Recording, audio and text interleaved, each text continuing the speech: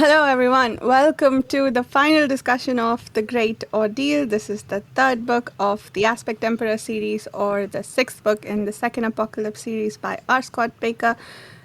We usually read this book or this series rather, about 100 pages every week. We are going to be continuing on with the Unholy Consult next week. Today, like I said, is the last 4 chapters of The Great Ordeal.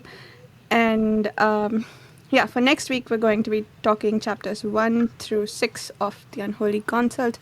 With me, of course, the usual group of friends. Dan, would you like to start us off with introductions?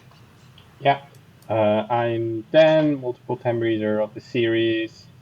And as I say every time, I'm very excited to talk about it for the first time. Nice. Carl? Yeah, I'm Carl, first time reader of the series, having a great time. My jaw dropped several times in these few chapters, so I am very eager to discuss them. And Steve Swatha. I'm going to write that name till the wheels fall off. You should.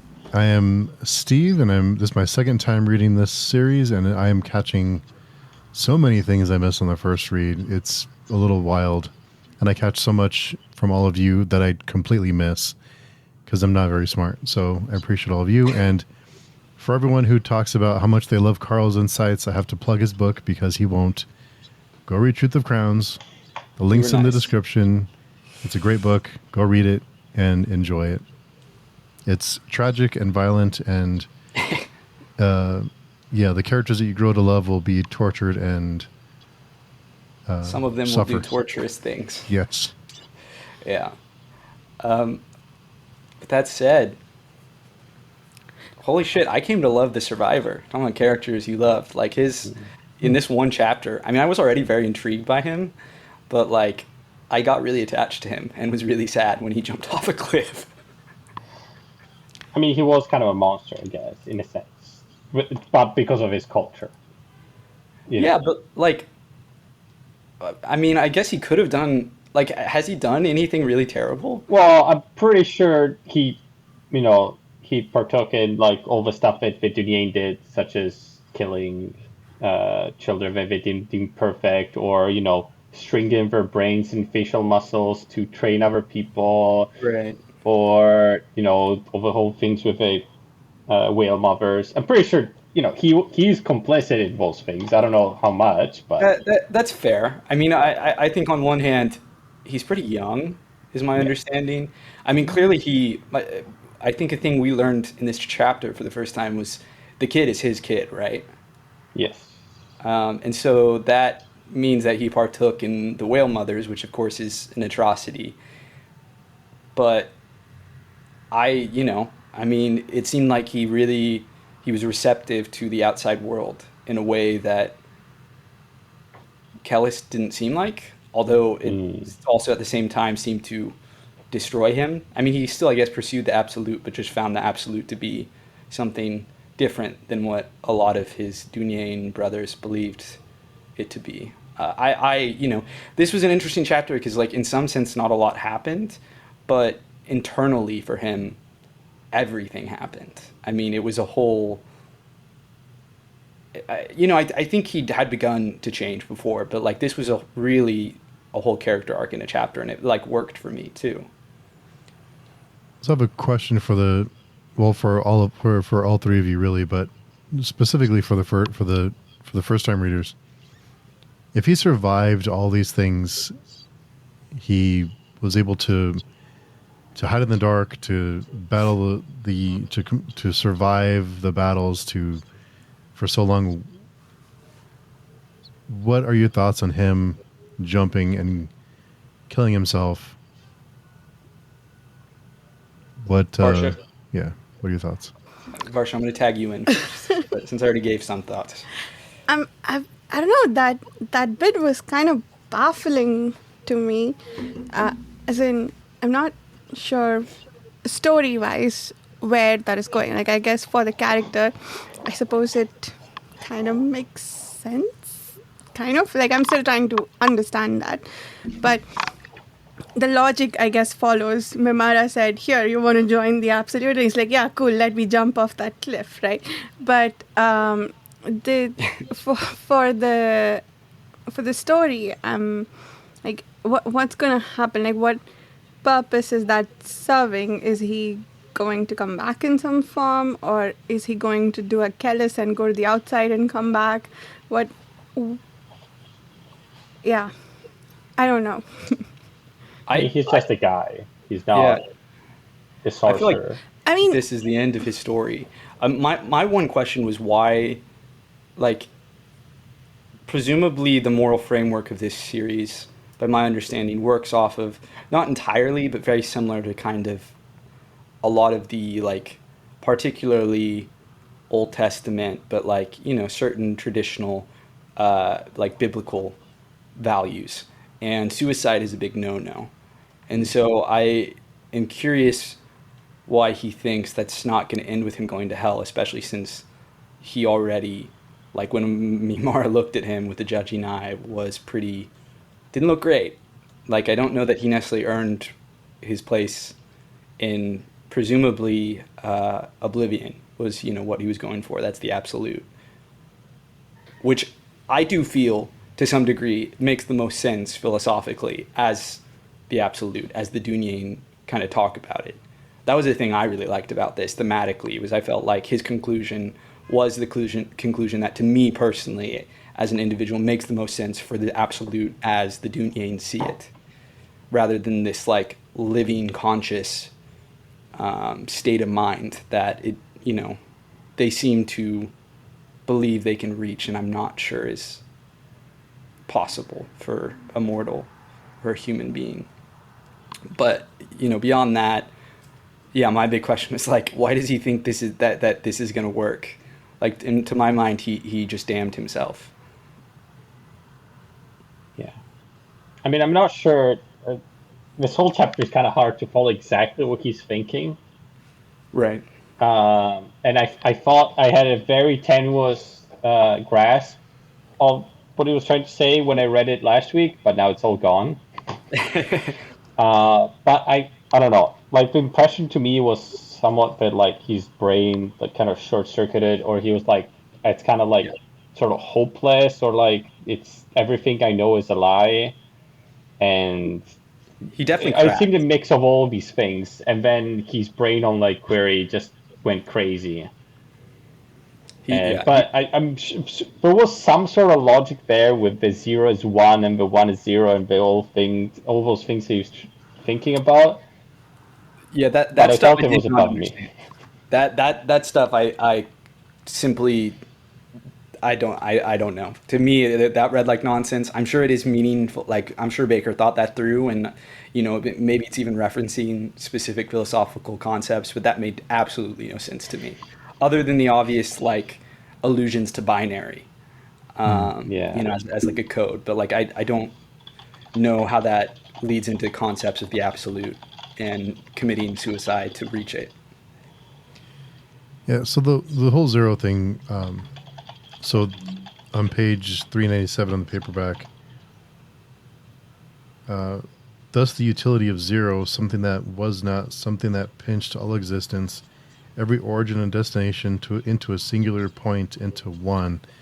That kind of reads to me like everything's happening all at once, kind of like the White Leg Warrior sees things that I don't have the answer. I just throwing ideas out, but that's kind of what it read to me, is that everything's happening at once.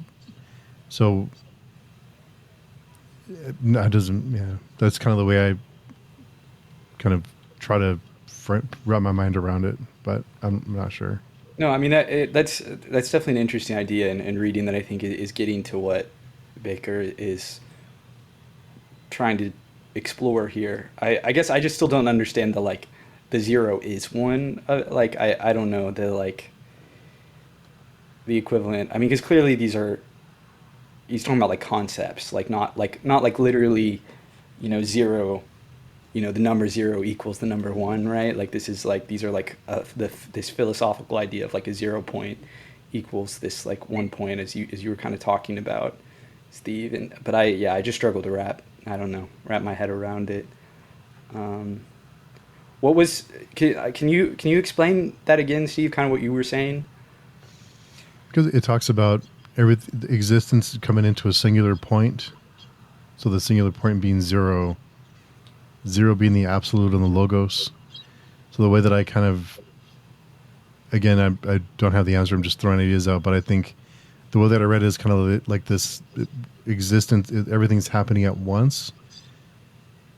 So if everything's happening at once and we have a singular point, kind of like the White Luck Warrior sees when he's observing things, like things have already happened because they're all happening at once. So if that's the case, then maybe death isn't really death. I gotcha. Okay. So it's saying that like even like the potential like nothingness of oblivion isn't true nothingness because everything is happening at the same time, and so you are still present, and that is absolute is that point of like everything coming together. I don't know. I mean, that's you criticize yourself, Steve, but that is an intelligent observation. Like I see kind of what you're saying there. I do think, yeah, it's confusingly written, but Bakker clearly is going for some big ideas there, as he usually is. Yeah. I mean, I wonder if it's something. I mean, it's got something to do with like cause and effect, and the fact that they're not sequential in I guess reality as he now discovers it, right? And something about like the zero God is where there's no like cause and effect are not like one causing the other one. They're like both happening at the same time or something. The problem I find with all of this is the problem introduced in two chapters later, which I mean we'll get to discussing in details, but like Bakker basically threw a wrench in his entire idea of how the metaphysics of this world worked. At least what it seemed like to me, as it had been laid out to us, which is not a criticism, because that's clearly very intentional and is the number one moment where my jaw was on the floor. And I'm talking about, you know, the White Luck Warriors, the future he saw not coming to pass, right? And you know, we can talk about that more in detail in a bit, but it to me throws a huge wrench in the idea that everything is happening at the same time, right? Because fundamentally, if White Luck Warrior sees the future, but that future isn't actually real, then that means it's not all happening at the same time, and that the present is the only moment that actually exists. So if existence is in one point and it's all happening at once, if we're in the present, so that means it can be changed. So is it really all happening at once, the past and the present? And also, right, if existence is a 0 point, a singular point, then if you cease to exist, then where do you go? And does it matter if you survive or not? That's interesting, yeah. But all the other stuff that the White Luck Warrior saw, everything happened. Well, right, he clearly has some prescience, but it seems to me like it's more limited. But even if just a little bit of a future can be seen, it still can't cause and effect. Still doesn't work somewhat, right? It's a bit like they're both, right? Yeah. I mean, to me, it reads almost like how the Dunyain, their probability trance, right? Where it's like, it seems like he's almost calculating it. But it certainly is the way it's written, it seems like he actively sees it and the gods actively see the future. Yeah. But like, even that clearly doesn't work because, I mean, as we have discussed, right, that like the no god exists outside of it. They do not physically see the no god. They do not know that the no god exists, even though presumably they would hear mortals talking about the no god, right? But they just like simply, they're like, it's like they have this like objective concept that the no god doesn't exist, except they're wrong, right? Yeah. Which in and of itself throws a wrench in that whole idea. And then on top of that, you have, I mean, I guess since we're discussing it, like, what are your, Steve and Dan, you probably have a better idea of potential answers to this. So I guess this is more maybe a question for Varsha. I'm not going to say, but like it's possible that, you know, everything is already happened, but the gods have blind spots, right? It doesn't mean that because everything already happened, they also see everything, right? As we already saw from the no god. That could be one interpretation. Right. But it's a paradox that doesn't make any logical sense if their vision is actually Yes. like they can't Yes. be simultaneously omniscient and not omniscient. You know what I mean? Like Yes. the fact that they fundamentally, one, cannot see the no god, and two, that Kelmomas was effectively the blind spot here, right? That no one, not Kellhus, not the White Luck Warrior, not anyone, saw him coming, and he essentially broke the future of the White Luck Warrior, and therefore I assume Yatwer saw. I mean, I guess my question for Varsha, what I was getting at was, do you think, like, I was trying to grapple with this, do you think this is, like, means he has, because I assume it's Kelmomas, right, is kind of the center of this break in the temporal path. Do you think it's because he has a connection to the no god, which isn't something I'd really considered? Like, maybe that's something, I haven't seen a lot of connections there, but, like, I don't know, or do you think it's Ajokli, and that it's like when the gods are competing against each other, they can't see the future because it's an inherent paradox because they're already fourth dimensional beings, and so they're sort of working against each other in a sort of weird paradoxical logic there, that breaks my brain trying to think about it. I'm curious what your thoughts are there about, like, why, since we're talking about this anyway, why the future didn't work out the way the White Luck Warrior saw it. Yeah, I guess the no god thing is an interesting point. I was rereading this section about Zero when Steve was reading that out, and it made me think of a few different things. Like, I guess they're all converging, all the belief systems in some ways. This feels a lot like what the non-men worship, for instance, or it even sounds a little bit like the no god has been described. So is it possible, like, I don't know, this seems completely ridiculous at this point, but is it possible that the no god is just the god of gods personified and brought down somehow, and that's the gap that the splinters can't see? I don't think it is. I don't think that's true. I don't think anything we've read so far confirms to that. But also the description of this god is so much like the what is this? The god that the zero god, the absence that was the qubit of all creation. That, and the no god is what, nothingness. I don't remember how it was described, but it felt like in similar terms, like, again, like a bit of an absence, I think, was how it was described. But I mean, that's an interesting, again, paradoxical, but like it's like a paradoxical logic, right? That you're like what you're describing here, that, like, if God is everything, then God is also nothing, right? And because nothing is part of everything, potentially. And so if the no God is in some way sort of like the actual representation of, like, if you're looking at, like, Christian theology, the Holy Spirit, maybe, or even Jesus, like the idea that, like, both the Holy Spirit, like, for, concept for people who don't know, the Trinity, which is mostly seriously believed in like, by my understanding, like Catholic theology, and there's a lot of arguments about it, but is that, like, you have the Father, the Son, and the Holy Spirit, right? And they're all God, and they all exist as God simultaneously, but they're also all separate beings. It's like this inherent paradox, right?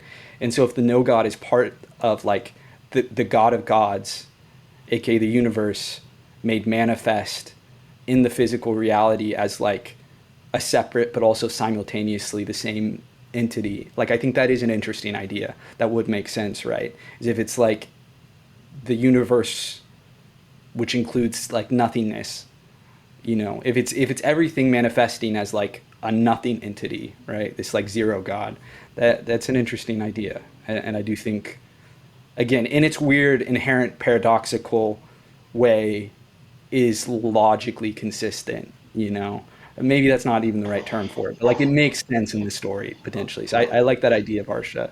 I also like what you pointed out about how it seems like all the religions are true in their own way. Like that's such an interesting observation that I hadn't thought about, but you're like, right, like we have now reason to believe that like oblivion is real and the non-men, what they believe is real. Like the gods are clearly real, but they're also like clearly kind of demons, which is what, you know, the Fanem believe, and it's just kind of your point of view. And so it's like everything that everyone believes is like simultaneously real in a weird, again, like almost paradoxical way. Just like with, sorry, what? Just like with the singularity thing, which again, like I love it when, I could be reading too much into this, but I don't think so. I love it when authors take scientific concepts and then turn them into fantasy, magic, world building stuff. This is, Yeah. I think, it sounds a lot like the Big Bang, sort of. But yeah, I highlighted it. I'm pretty sure it was because of that, not because I understood anything else.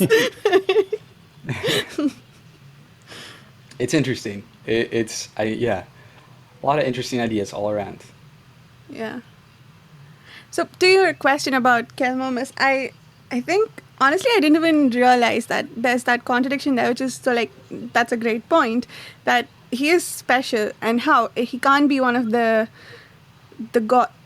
Okay, the Ajokli question, the Narinder guy, is he Yatwer's or Ajokli's? I don't think I'm clear on that yet. Yatwer's, I think. If he's Yatwer's, but they are Ajokli's assassins. He thought he was, or it was just Kelmomas just mistaken about that. Or Yes, I did think he's wrong. Esmenet think she was hiring Ajokli's assassins, but she ended up hiring a Yatwer assassin? Yes. Okay, that makes sense. Going back to last book when that happened, my reading of it, and I totally could be wrong because it is written kind of confusingly, and I think we talked about this at the time, was that the White Luck Warrior killed the actual Ajokli assassin and essentially like took his place, like filled his role, so that he was there to be hired by Esmenet to then kill Maithanet to gain the passageway into the position where he would ultimately be a part of Kellhus's death, which then didn't happen. Right? But do we know that this is when he was supposed to die? Like, Yeah. or like I think it's pretty that this explicit. was the moment that they were building up to. It's not some other future, or there is still a possibility for it to happen, that this miss was part of the predicted future, Well, that technically, they'll have another one, another interaction. Right. Yeah. Technically, oh god, what's his name? Sorwheel also is the White Luck Warrior that should kill Kellhus, Right. Yeah. right? Right. That is, again, getting into the weird paradox of existing simultaneously separately, but also as the same being at the same time. You know, it's strange, right? Because you do have Sorwheel still that like loaded gun we're waiting to see go off, but we've seen the White Luck Warrior now. I mean, what I do think is explicit is the White Luck Warrior, as we have been following him in his weird atemporal point of view that is so often hard to parse. He was surprised that Kellhus did not die there. Yeah. Like he has a moment of shock. Okay. And he does see the specific like ceiling coming down on Kellhus. And then that ceiling does come down, but Kellhus is not there when it falls down because Kelmomas has called out. Wait. Ceiling coming down, didn't we see, and I don't remember if it was in book 1 or book 2, him stabbing Kellhus to death? Isn't that how Kellhus died in Yeah, previous isn't it visions of the supposed to White Luck be Warrior? some sort of combination of a wall falling down and then some core going through and then him stabbing through the space left, right? There's some like weird Combo. convoluted way that he actually gets to it, right? But Right. So, No, I mean, yeah, that adds up. But like the thing that explicitly like goes differently, right, is Kellhus isn't like impaled on like debris. yeah, something is different because they all get distracted. Right. So we know from previous visions of Kellhus being killed that this was the scene where he was supposed to die. Well, the vision literally happens just before. It's like the same chapter. Yeah. But wasn't there one all the way at the beginning when the White Luck Warrior was first introduced, when they told us how Kellhus was going to die, or did they just tell us he lay dead? A bunch of people My were dead, and my my memory of it is that he sees Kellhus's blood, and maybe his blood on his hands, and he sees Kellhus lying dead, but like it wasn't clear exactly how Kellhus Something died like that. in his vision. Okay. Like it was like one of the classic Bakker moments of like he tells you like all these details around it, but not the actual like event in question. You know what I mean? But I don't. I could be misremembering too. You could be right. I don't know for certain. I'd have to check. okay, that makes sense. I think it was probably just. I am so sorry. The surrounding events, not the actual stabbing or like how he dies. Okay, yeah. So that brings us back to your question. If Kelmomas is an age, so is the voice in his head somehow tied to the no god? Like, and we know Kellhus has been talking to some voice, which we may or may not, which we think might be the no god, right? Because when he was on the circumfix, it felt like the no god was talking to him. And he said, I've been listening to the no god, much like Kelmomas has been listening. But he didn't say I'm listening to the no god. He said, there was a voice that was talking to me. I've been doing what it's been telling me to do. And No, Kelmomas is doing pretty much the same thing. he is not doing what the voice is telling him to do. That's a big difference between Kellhus and Kelmomas. Kelmomas is doing what the voice is telling him to do. Kellhus is not. Right. Kellhus is actively not. Because the voice is telling him, right, to like reap the crop of human beings, to essentially like kill them all so the gods can feast on them. Or that's like the implication. And Kellhus is like, no, I'm not going to do that.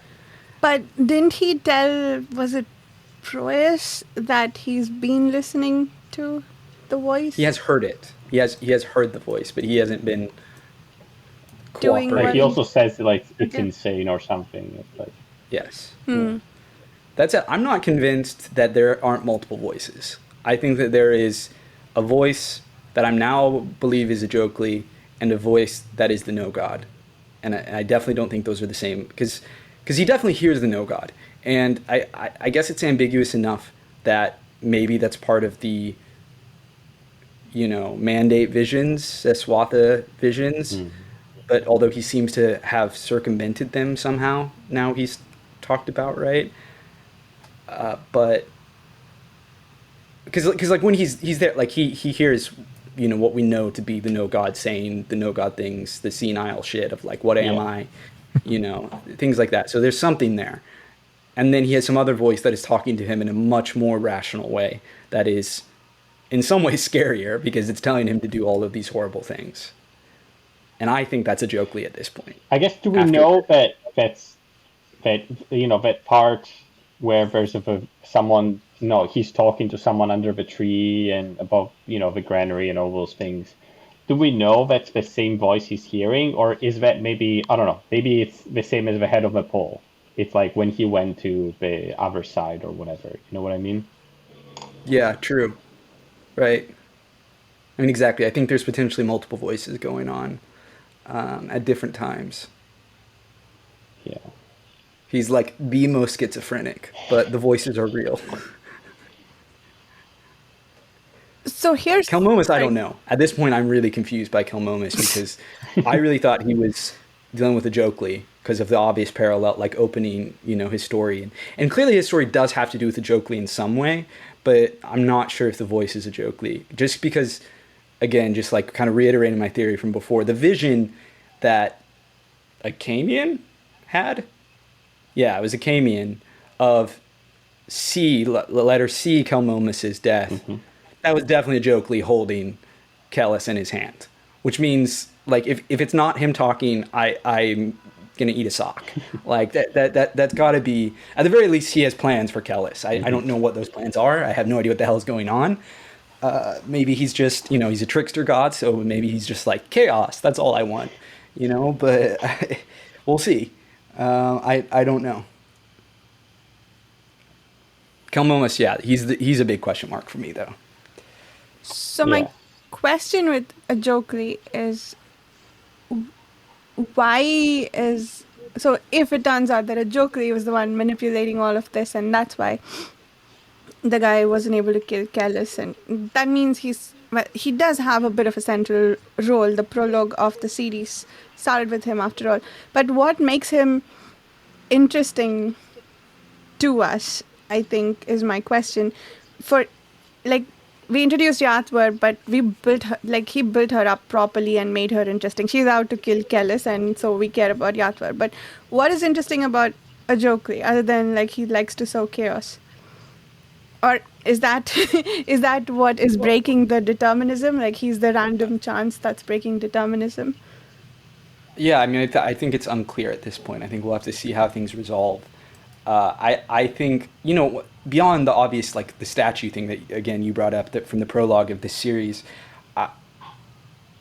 one of the big reasons I felt like Kelmomas was an obvious avatar for Ajokli was that he is very chaotic, and he's always described as a monkey, right? He's very impish. He is the younger brother, right? He's like a sick, murderous, fucked up brother, right? And so in some ways, I almost feel like they're kind of parallel creations.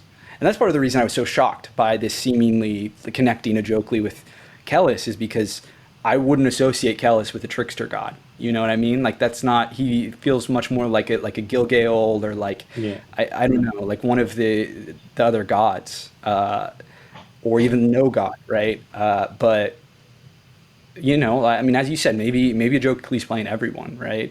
And maybe it is all just a chess game between the gods, and they don't see the no god because they are not concerned about the no god. So it's all just like, Yatwer is secretly competing against Ajokli, who is competing against, Yatwer, and who knows what Gilgaol and all the other gods are in all this. But I guess they're just taking a backseat and watching everyone play with their toys.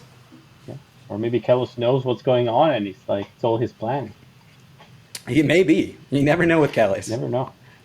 That continues to be one of the big question marks of the series, is how much does Kellhus know, and how much has he planned for? I mean, getting to that, he came back. Yeah. Why did he come back? Why did I thought he'd abandoned the Empire. I mean, that's crazy. I was asking last week about what was connecting the moment thread with everything else, and you guys were just sitting there. How do you keep such poker faces? And you were saying too, like, oh, how is the White Lacquer is supposed to kill Kellhus if Kellhus is so far away, right? Yeah. And, well, now you see all the, everything makes sense, right? Somewhat. Oh man, nobody played poker with Dan and Steve. What is his plan? Like, what does he want? Is he actually trying to protect the Empire after all? Like, why did he wait this long? It seems like he could have come back much sooner to, like, deal with the siege has been going on for, like, months at this point. I'm so confused. Well, in theory, that took me aback. He, like, the embargo he did for the communication, that also applied to him, because, like, Esmenet also didn't have any communication with him, right? So, yeah, it's a good question. Right, and like what changed? Like why did he decide? Clearly something happened that made him decide, I'm going to go back now. And I mean, I guess that's the question. Did the voice say something to him? Maybe that's it. I don't know. Okay, so the Caesarim person was spinning up a storm that they kept referring to as a whirlwind. Yeah. That can't be a coincidence. I don't know. Well, I thought the whirlwind was Kellhus, not Mappa was doing like the waterfall thing. I thought the whirlwind was what the guy was spinning up, like the storm that... I think the whirlwind is what Kellhus uses to block like Corey and other things coming to him. Oh, okay. So Kellhus made the storm? That would make a lot of sense. Okay. Thematically, that adds up. Connections there. I mean, there have been, again, clear from book 2, and I mean book 2 of the first series, The Warrior Prophet, there have been clear connections between the No God and Kellhus. I still have no idea what it means. I don't know what's going on there, but there are definitely clear, thematic and narrative, strands connecting those two. I guess before we get back to moment, should we talk about Kellhus leaving and what happened in the Great Ordeal? Because that's, I guess, it's kind of short, I guess, what happens. That's fitting. Because, I guess there's the aftermath of the nuclear explosion, right? Which is not great. So he told Proyas, don't eat anyone with radiation sickness. You can eat everyone else. Bye. Okay, thanks. Bye. Yeah. What does he say? He says something must be eaten. Yeah. Yes. It is a really interesting setup for the final book that he essentially left Proyas and was like, "You're in charge now. Make them strong. You know, they're strong. Lead them. You know, Yeah. have them go crazy, but just don't eat the radioactive meat." I guess there's yeah. I guess it's kind of like there's two great ordeals now. It's like the great ordeal of the radioactive decaying people, and then the other remaining people, and the descriptions of what happens with it is like horrific. It is. And like the whole feel, like the sea covered in corpses and everything. It's I would not want to be there. Let's just say that. So one of your predictions from last week, Carl, was that the Great Ordeal would reduce significantly in size. I guess one of the ways is that they get eaten by their Yeah, Yeah. It's tough out there. And I like the part where he's like, what's the name? The leader of the Scalded. That he starts walking on the corpses to cross the river, and it's like the miracle, like Jesus walking on water, but he's walking on dead shrunken people. That was very That's messed up. Yeah. interesting just imagery. Sorry. I'm just surprised they called it the Great Scalding and not the Holy Scalding, because everything to do with Kellhus is apparently holy, something or the other. Yeah. What? I don't have a lot of thoughts about this section. I heard that chapter. Oh man, I don't know if Varsha you have any more other than it's No. horrible. Yeah. And I'm very intrigued by where Proyas is at this point and where his story's going. Yeah. My question is, why did Kellhus do all the psychological manipulation to then leave Proyas in charge, right? He must have a plan, right? Or did he not plan on leaving him in charge? I don't know. Did he always plan to come back? Because that if he was training Proyas to take leadership, he was planning to leave the Great Ordeal, whether or not he intended to come back. He definitely was planning on leaving. Like that has, for a while I wondered if he was planning on dying, and maybe that still is part of it, but like he clearly was preparing Proyas for something to lead, right? But I don't know what, the end game is here. Like surely he doesn't expect Proyas to lead them, against Golgotharoth. Like he's gonna come back, but I guess he's like, I need you to be ready. I don't know why he couldn't do that like as just like a zealot though. Like why? And I guess Proyas is still a zealot. He's talked his way back, in a full circle. But like, that's kind of Proyas' eternal arc here, unfortunately. But yeah, I don't know. We'll see. I guess how this all plays out. Do you think the No God is coming back near Moment, or like that's where the rebirth is happening, and that's why he needed to come back? Like that would be really crazy. Is if he doesn't end up coming, or whatever the No God is, doesn't come back at Golgotharoth, but they smuggled him somewhere else in secret. Solo diversion. But where the shrunk, he needs to speak through the voices of.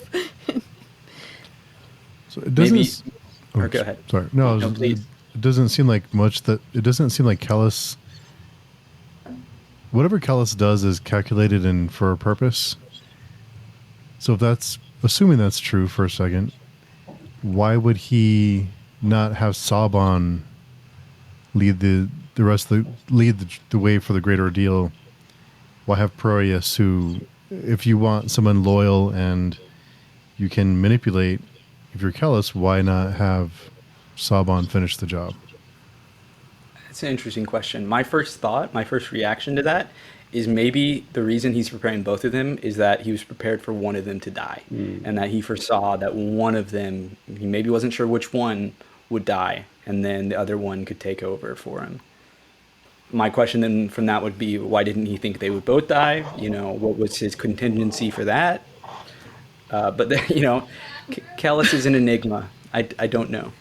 But it's not like he died accidentally. He knew that he was going to nuke the place, so he could have told Sabon to stay back. Right. Yeah, it's true. That's a great point, right? Yeah. I don't know. I don't know what his plan Maybe is. he decided just before, it's like, oh, he did this manipulation, and maybe he was like, oh, you're ready, you're not, so I can sacrifice you, or something like that, maybe. But sacrifice to what end, though? Unless he wanted him dead because he didn't want anybody else knowing the truth about him. But why even tell him then? Like, does he have a guilty conscience? Like, I don't think so. You know, Just for fun. Just for fun. just for fun. Well, okay. So one thing I would say Boring, while no we're talking entity. about this is it does occur to me that a classic element of trickster archetypes is they do their work by manipulating people, right? Which is very Dunyain and therefore very Kellhus, right? So I guess that is one big connection Kellhus has. Is like he has presented himself with these mantles of the warrior prophet, right? And a lot of these mantles we associate with, someone, like a godlike Gilgail, right? Like this warrior. But, the truth of him is that he is a trickster. And so I guess that is an interesting idea. And also, adding on to that, it is interesting potentially thematically and for his character emotionally if this guy who is the master manipulator, like the capital M, capital, like two capital M's master manipulator, is himself then manipulated by something, I guess, as it would be. But that was just an additional thoughts that occurred to me as we were talking about this. So, do you think? I'm trying to remember the Dunyain. Do they believe in God? Do they believe that a No. god or any of the gods No. exist? They don't, right? So They do Kellhus not. went insane from realizing that the gods exist. To what you were saying, Carl, about him being manipulated. Does he think himself insane because gods don't exist, but there is a god talking to him? Why? So here's my question about it all. Kellhus seems to believe that he's in fact insane, right? What is the definition of insane that he It's a is good question. operating with? Because let's say it is that you believe in things that don't exist, or that's the part of it that makes him think himself insane. That means he still doesn't believe the gods exist. I'm pretty sure he knows the gods exist. He's been Right. Then why does he I think agree with that. himself insane? Or whoever's That is a really writing interesting question. I mean, I feel very confident, 99.9% confident, that the reason Moingus called him insane was because he believes the gods did not Yeah. exist, and that there was that conflict between them, right? Kellhus, that is a very good maybe question. kind of ironic way, kind of like, insane by Right. Dunyain Maybe. standards. Right. Maybe. He's just defining himself by the way his father would define him. I do think it would be very darkly funny and interesting, and I don't think this is going to happen, but it would be really interesting if it did. If Kellhus is legitimately schizophrenic, and it's just like for whatever reason has developed this late onset like schizophrenia, and is actually just here, like he actually is supremely competent is all he does, but he is literally hearing voices that aren't there, like not even the gods. It's just voices in his head. Maybe. I do not think that's happening, but that is an interesting idea. Yeah. Like, how would a Dunyain react to that? Like, what would they think? Would they be aware that they're insane? You know what I mean? Like, Maybe. I would it's think an so, interesting right? thought experiment. For all the logic that's been bred into them, they'd have to recognize, like, they are apparently a very inward-looking people, so they have to know the voice is not coming from what they are, not the mover or whatever their definitions are. Yeah, so anyway, so that essentially isn't that what happened to the survivor too then? Whatever happened to Kellhus at the realization that the gods exist and that prophecy is a thing. And so when he realized that Mimara was able to read him like the Dunyain read people, except it's with the god's eye, it's like, oh, cool, gods exist, and now he need. Yeah, I still don't have the complete logical connection with I think you can wanting. just. I think Yeah. you could just say he went crazy. Brain went crazy with query, and he killed himself. Yeah. It's good enough, let's say. Well, I did have this, and I had it in my notes, but I looked it up now on page 407. He had survived, he, the one unburdened, the one tasked, the one who refused to eliminate the interval between him and his son. The fractions of the Dunyain had been sorted, and he, the least able, the most encumbered, had been the one selected, the survivor. Selected with the capital S. He who had refused to know, who had embraced the darkness that comes before, he is defective. So as with the absolute surrender, forfeiture, loss, at last he understood what made the things holy. Loss was advantage, blindness was insight, revelation. At last he could see it, the sideways step that gave lie to logos. 0, 0 made 1. Who knows? It is interesting to think about, the idea that maybe regarding Kellhus's insanity, if there is something of his insanity portrayed in the survivor's insanity, and that maybe there is a parallel there that we can draw, whether it's like maybe the reason Kellhus calls himself insane is because he starts to feel these sort of compassionate feelings, that he goes beyond the hard, cold logic of the Dunyain in the same way the survivor does, right? The survivor just instinctively saves his son, even though his son is defective in the Dunyain, point of view. And I like that you had pretty much called this out for like a long time, Carl, that, they save it, they they only follow logic, but in the end they still have the instinct, right? Right, they still act on things, right? And even the survivor last week, I think I mentioned, it was like, this dude saved a kid. That is not a logical thing to do in a situation, right, where you're just fighting to survive.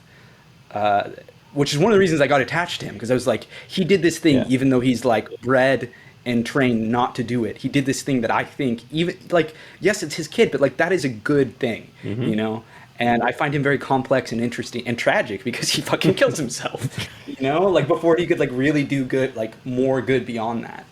And now we're left with the most dysfunctional family in all of Irwa.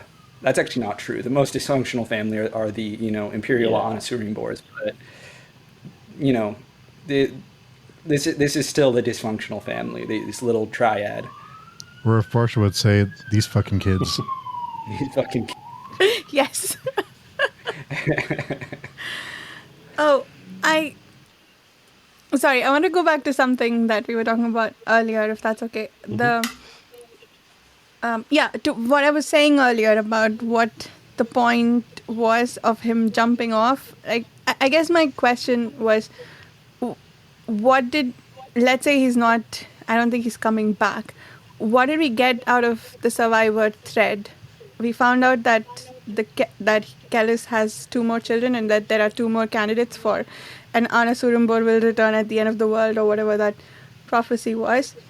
But what else was the purpose of this thread, I think, story-wise, was where I was getting at, and I wanted to gather opinions on that.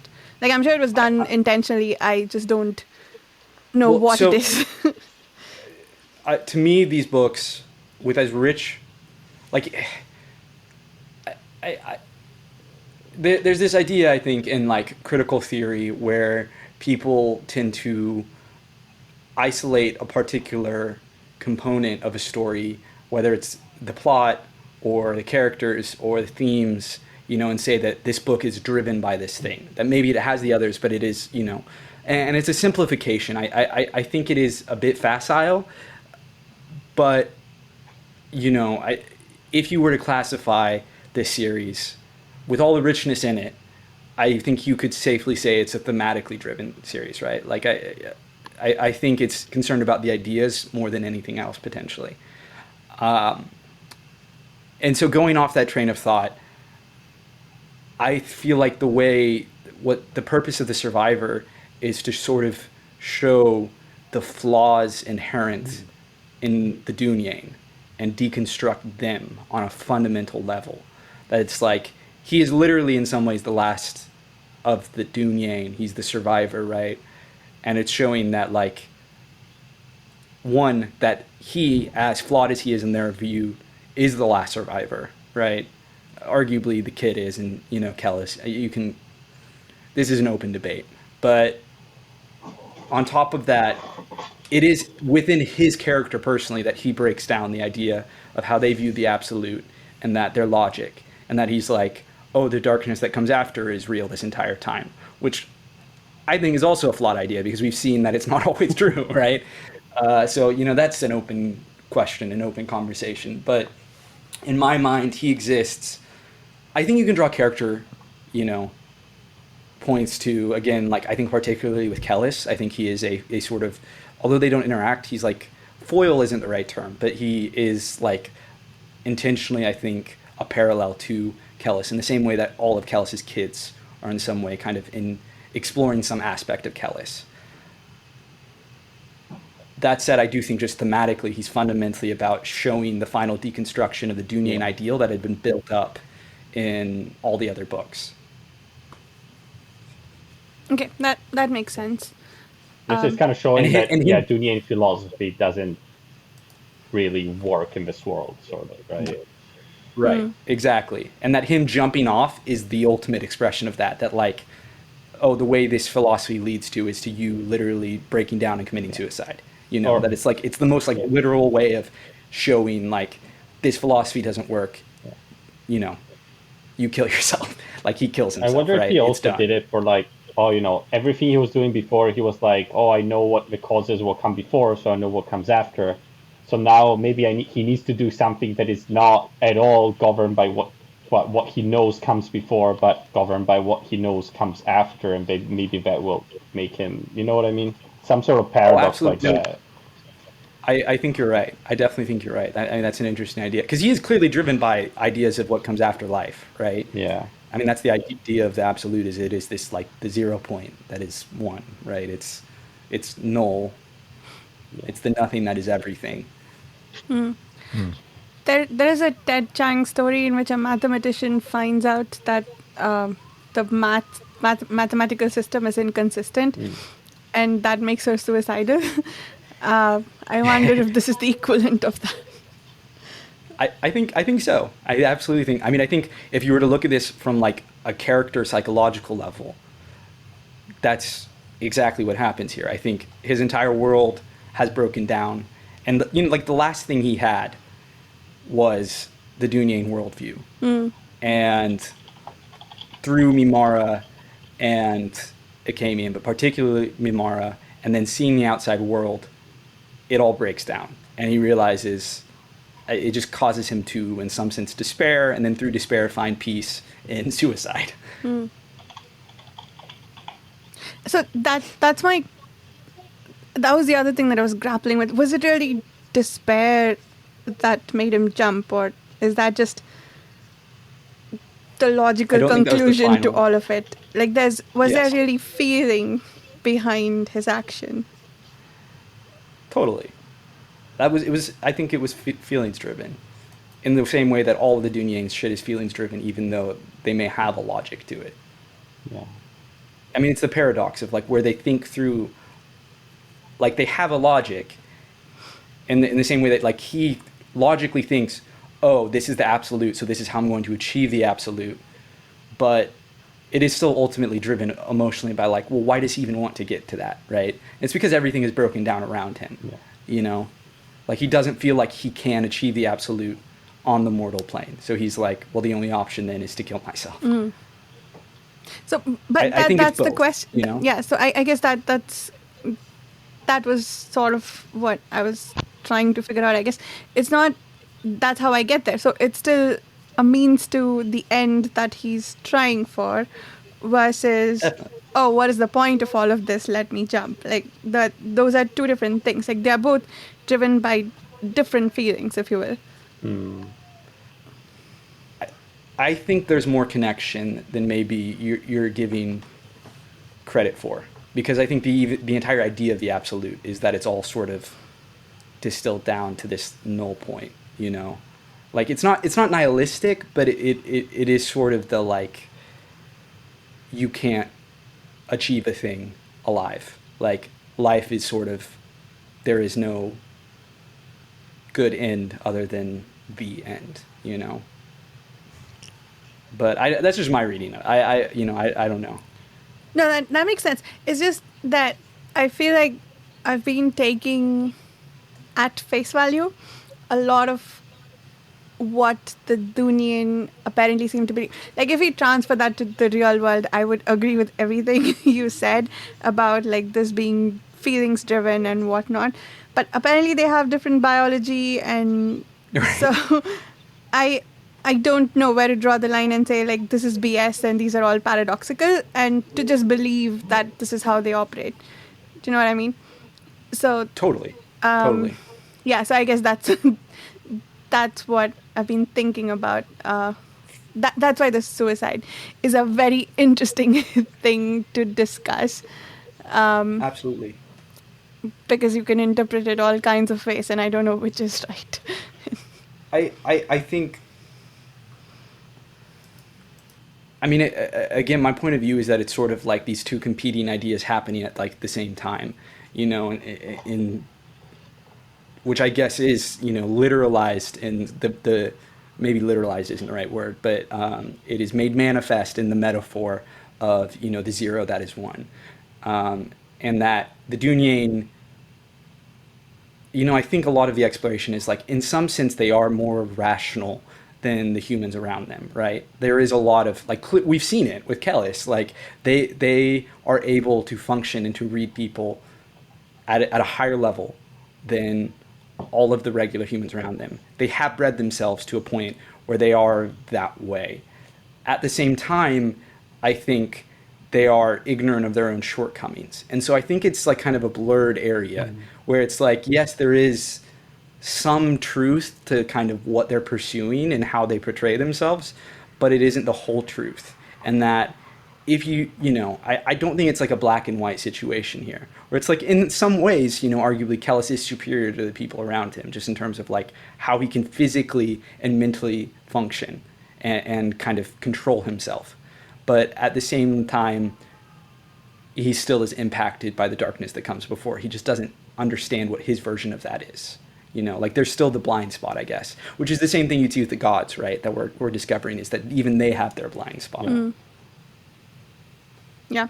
Yeah, I think achieving the absolute is very much, I guess, at least part of their darkness that comes before. I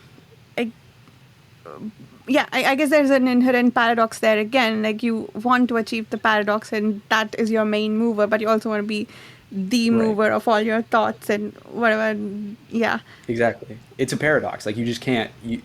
To want is to inherently be influenced, you know? And so even if what you want is to not want, you're still wanting something. You know what I mean? Like it is. It's that kind of circular logic. Yeah. I think the open question is still, like, and it's a philosophical concept, so I guess in some sense there is no answer.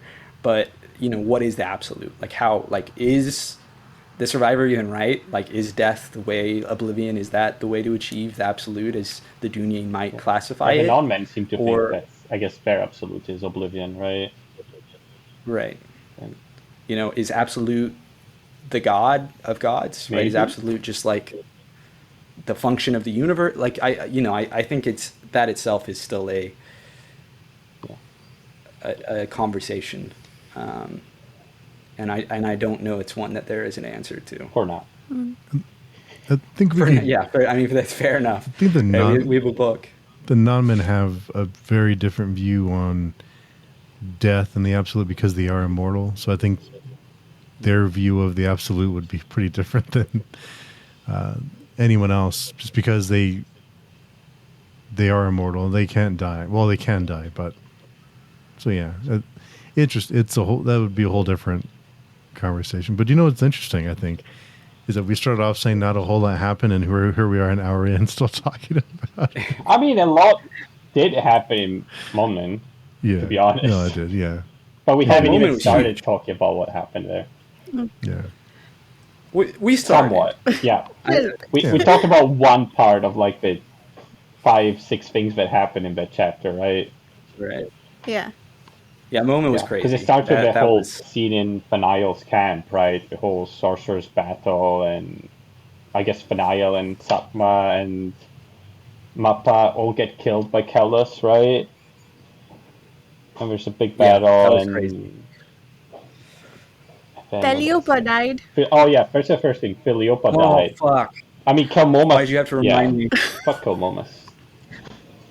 I hate that kid. Well, what did he have to do with it though? The assassin killed him, killed her.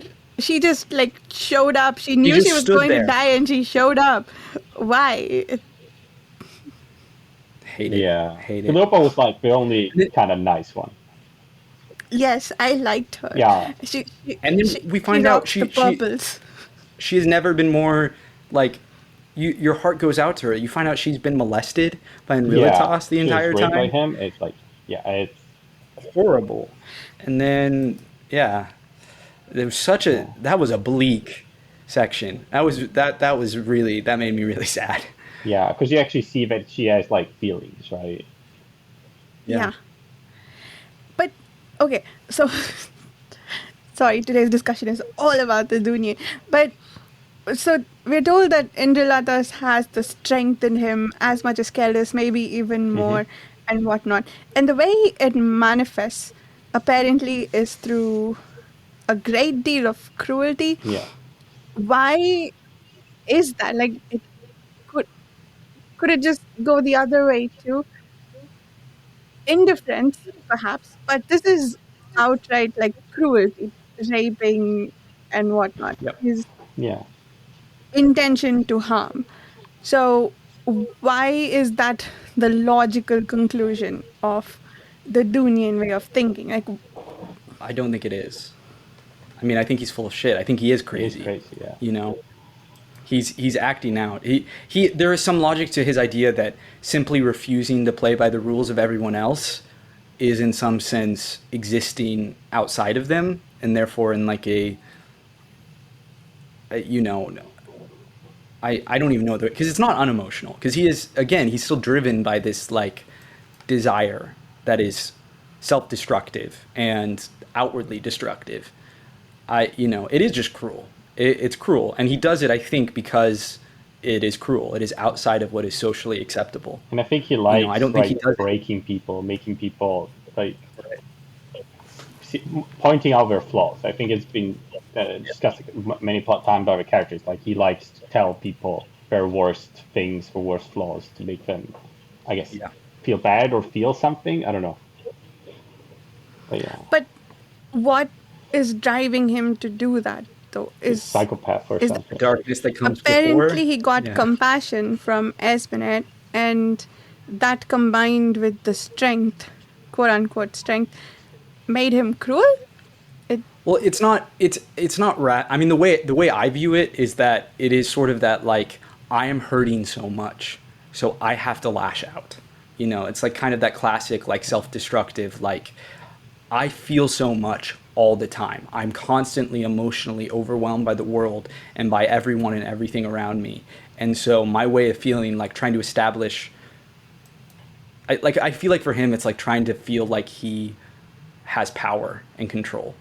And it's like, I don't think it's like psychopathic, and because I feel like, again, this is just my reading of it, is that he does, like, he probably, a part of him feels really bad when he rapes Beliopa, but that's almost kind of the point, is he wants to do this like horrible thing to prove that he's like outside of everything, to prove that he does still have control, and because in some way that's like his entire deal, is that everything is so loud, everything is so much, and so I have to exert myself on everything. And you know, he rationalizes it by being like, well, I'm just outside of society. Like, I'm better than you all, you know. But he's really like, you know, he's hurting. I mean, because he can't. That's why Esmond feels bad for him. Yeah. Like, he can't enjoy being chained all the time and shitting on the floor and all those things, right? It's like... No, but he got there by doing shit like this. So Yes. But I mean, we know that he's smart enough that if he wanted, he could, you know, that behave in a way that didn't bring him to a situation in which he was, in the situation in which he was, right? He wants to be in that situation, right? Or there's nothing he can do to stop himself, I guess, right? Right, exactly. He can't control himself, yeah.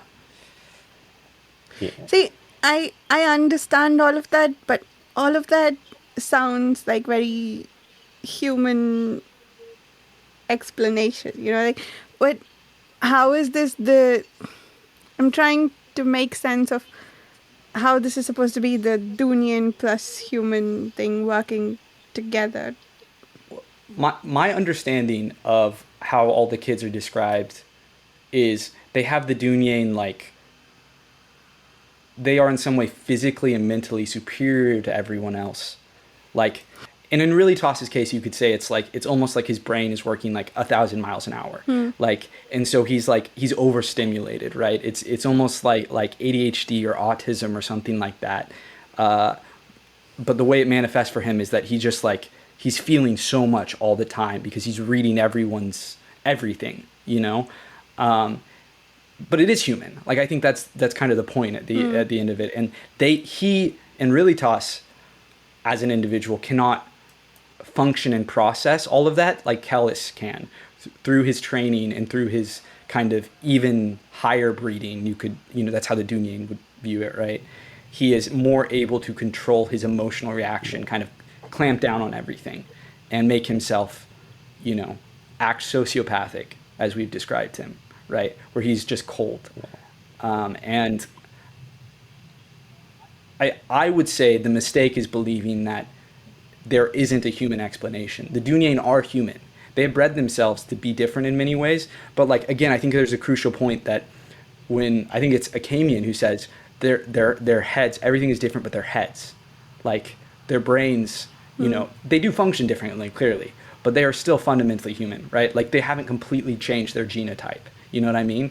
Like, they still have that core. They're still influenced by the darkness that comes before. It's just the way it manifests themselves is differently in all of them. Yeah. And I think for Miratas, I can also imagine him, like, you know, not being in control of his madness or whatever, and then seeing Filiopa, which has no emotions, and he's like, you know, well, I'm gonna break you, I guess. I'm gonna show you that That's you're a great also, point. you know. That makes sense, and that's kind of the what inverse. Kelmomas did too with the leaving footsteps in the snow thing. Yeah. Okay, that makes sense. I'm convinced. Yeah. Thank you. But yeah, fuck Kelmomas. And I was so happy, you know, when Esmenet sees him, right? Like that small bump in the medallion or whatever, right? And then he sees him like smirking behind her. I was like, finally. Oh, that was amazing. That was amazing. Oh my God. I felt bad for her. Credit to Bakker, because he really did write it and build up to it in a point where I felt so bad for Esmenet in that moment, but at the same time, I was so relieved that she finally saw through his bullshit and that he fucked up and she was intelligent enough to immediately ping what was happening there. Yeah. I was listening to this on the audiobook, so can you tell me, it wasn't clear to me who said, I can pretend. Was it Kelmomas or Esmenet? Okay. Yeah. And I don't know. Well, but also the fact that Kelmomas, after Filiopa is, I guess, dead, but he goes and then he smashes her head with a brick. It's like, what? He's the worst. Yeah, he's the worst. And I hate that kid so much. I hate him. yeah, it's kind of like, you know, it's like a, how does it? What's the thing? Like the Band-Aid, you need to tear the Band-Aid at some point, right? That's how it felt, kind of. Very true. Yeah.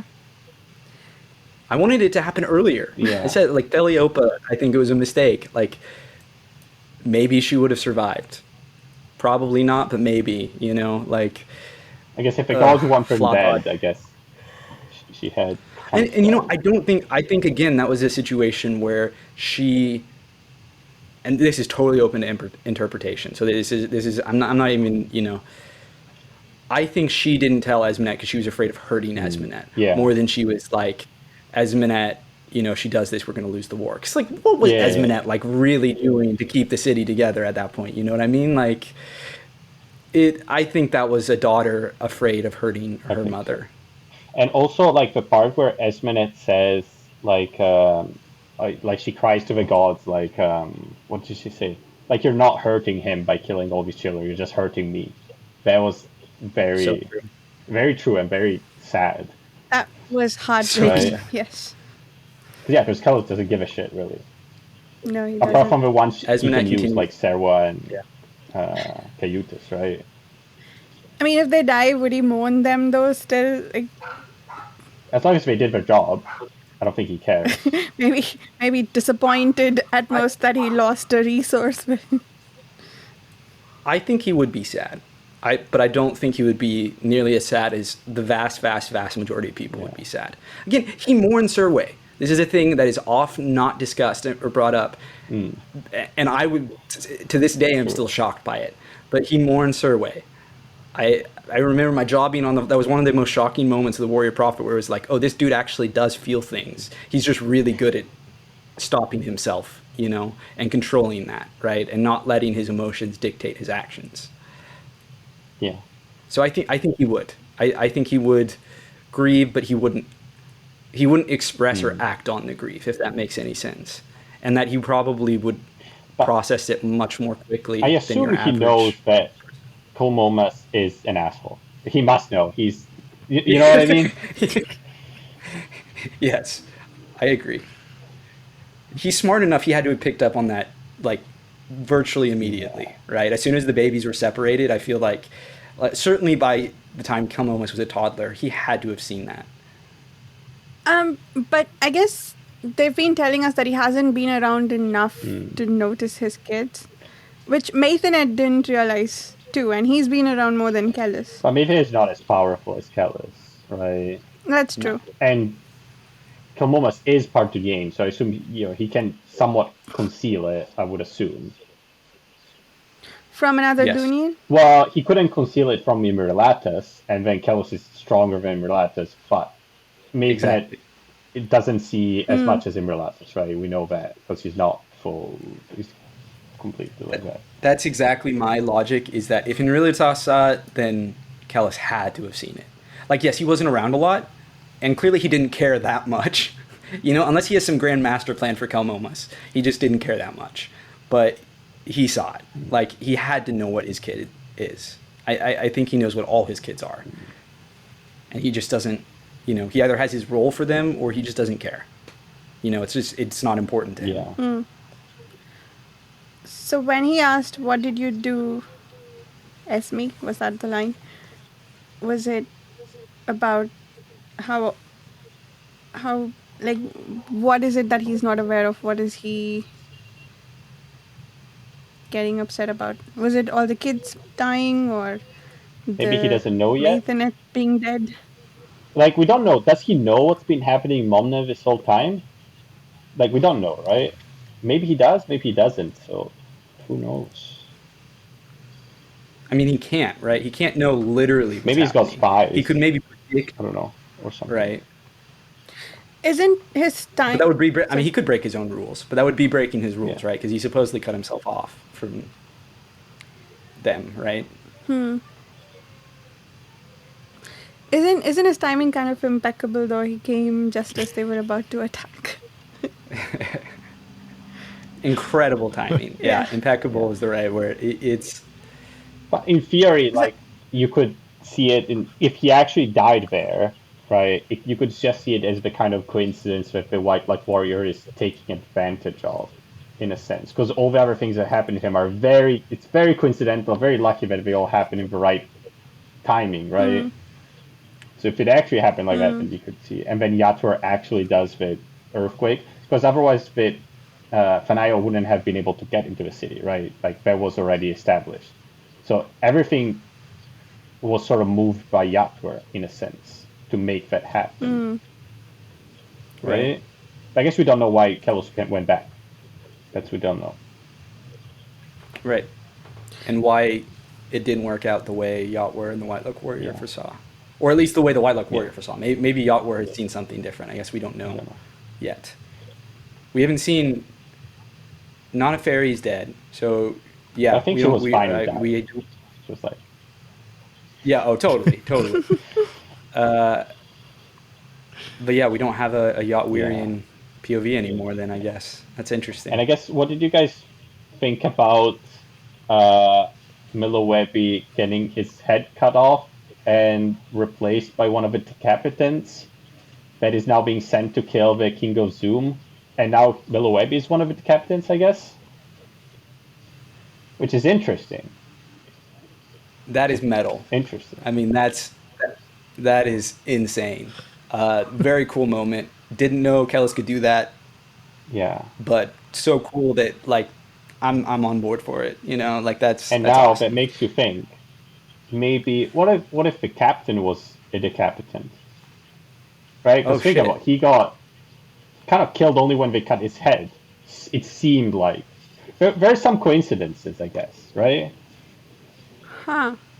Oh, that's a great theory.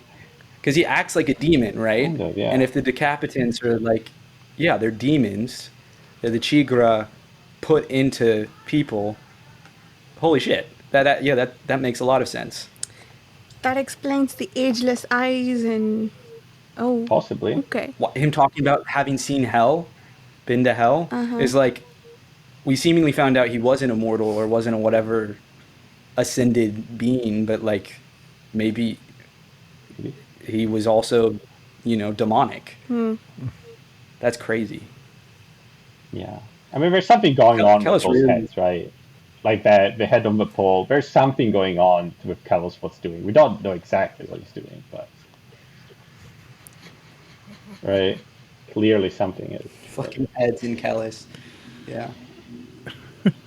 Head on the pole, still no idea. I mean, obviously, this is something we're going to figure out. Like, it's repeated so many times that is clearly going to be explained to us.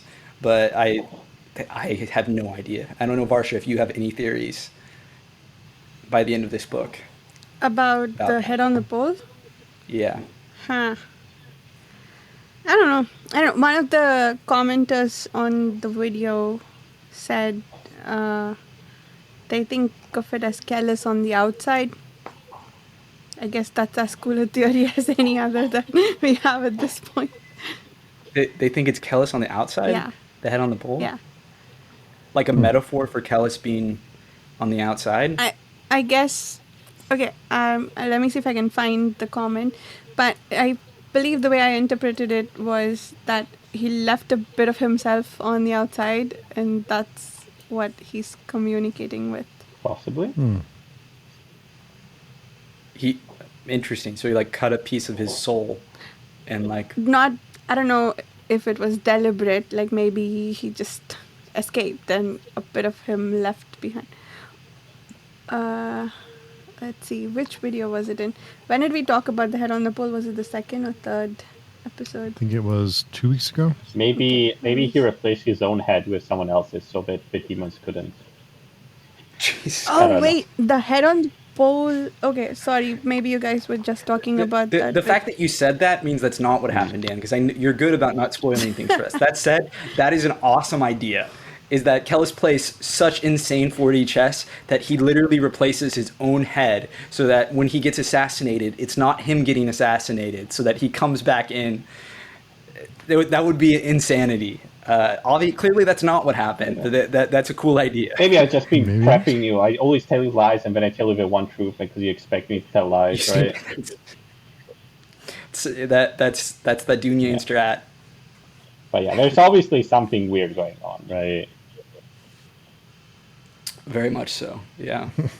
Yeah. Safe to say. It was the head on the pole in the... It's come up multiple times, so it wasn't just like one chapter, but I think it was the second discussion was the first time. we discussed it. Maybe it was the first. I don't know. It was 4 through 7. Okay, so yeah, that's the second, right? Oh yeah, here it is. From Zach. The says Kellhus in the outside, and the head on the pole is a secure connection to the physical world.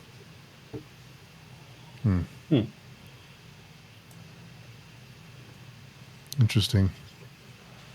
I mean,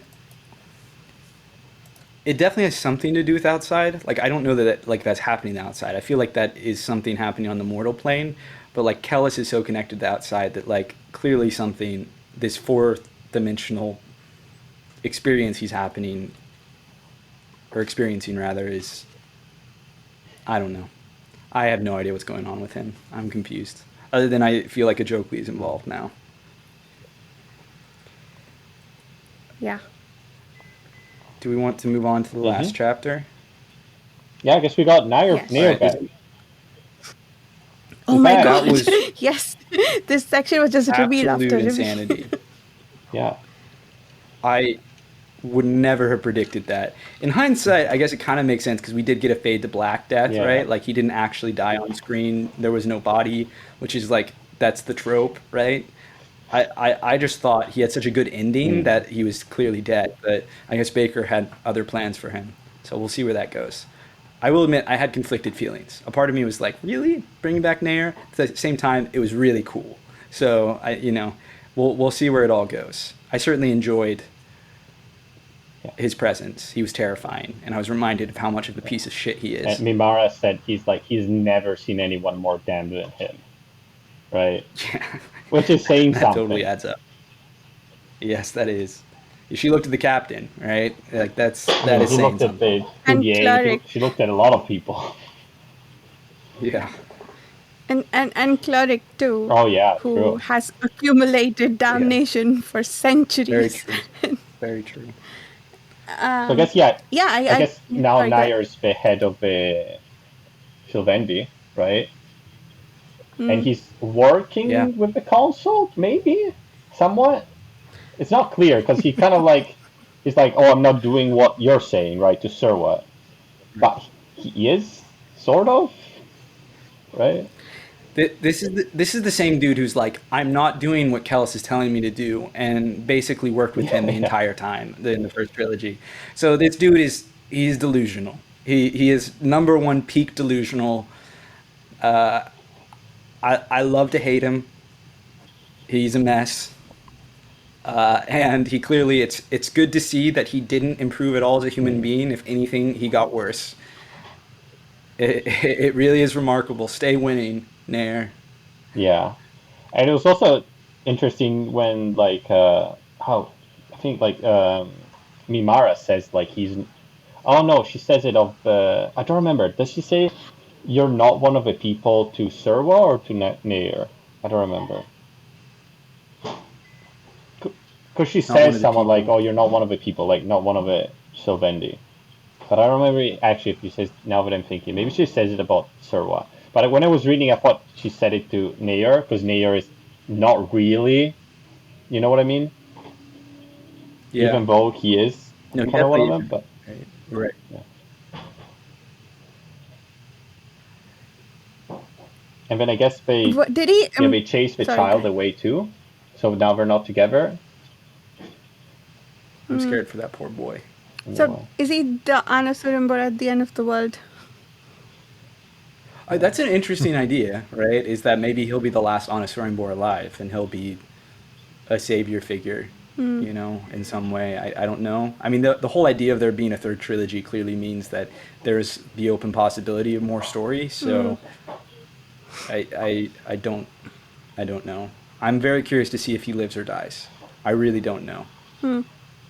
I honestly thought he was going to die and the survivor was going to live on, but clearly that didn't happen that way.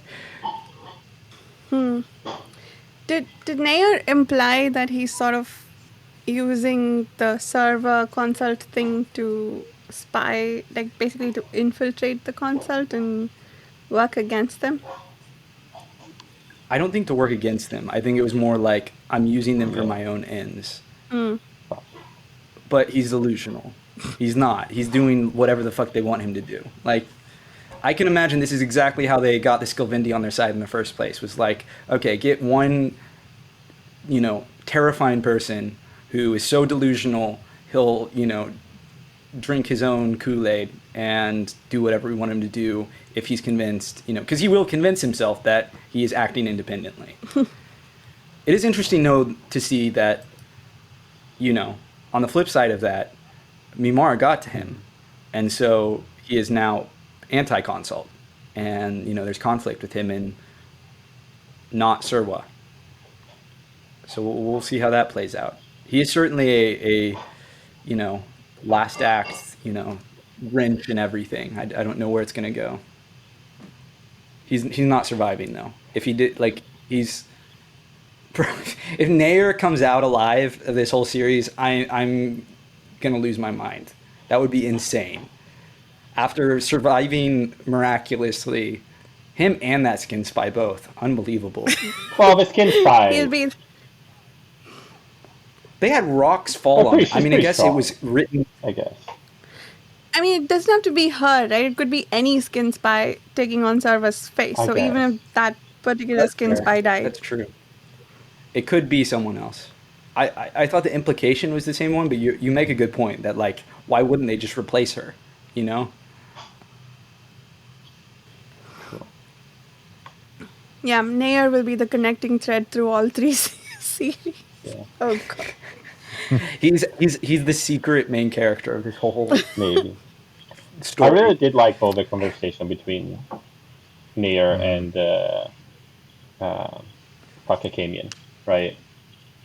That again, really showing how Akamian thinks and how kind of a bit flawed it, or how he always tries too much, maybe to. Yeah, it's like why are you doing this? It kind of makes no sense. That's the brilliant thing about Nair is he sees through everyone else's bullshit and he always calls them out on it.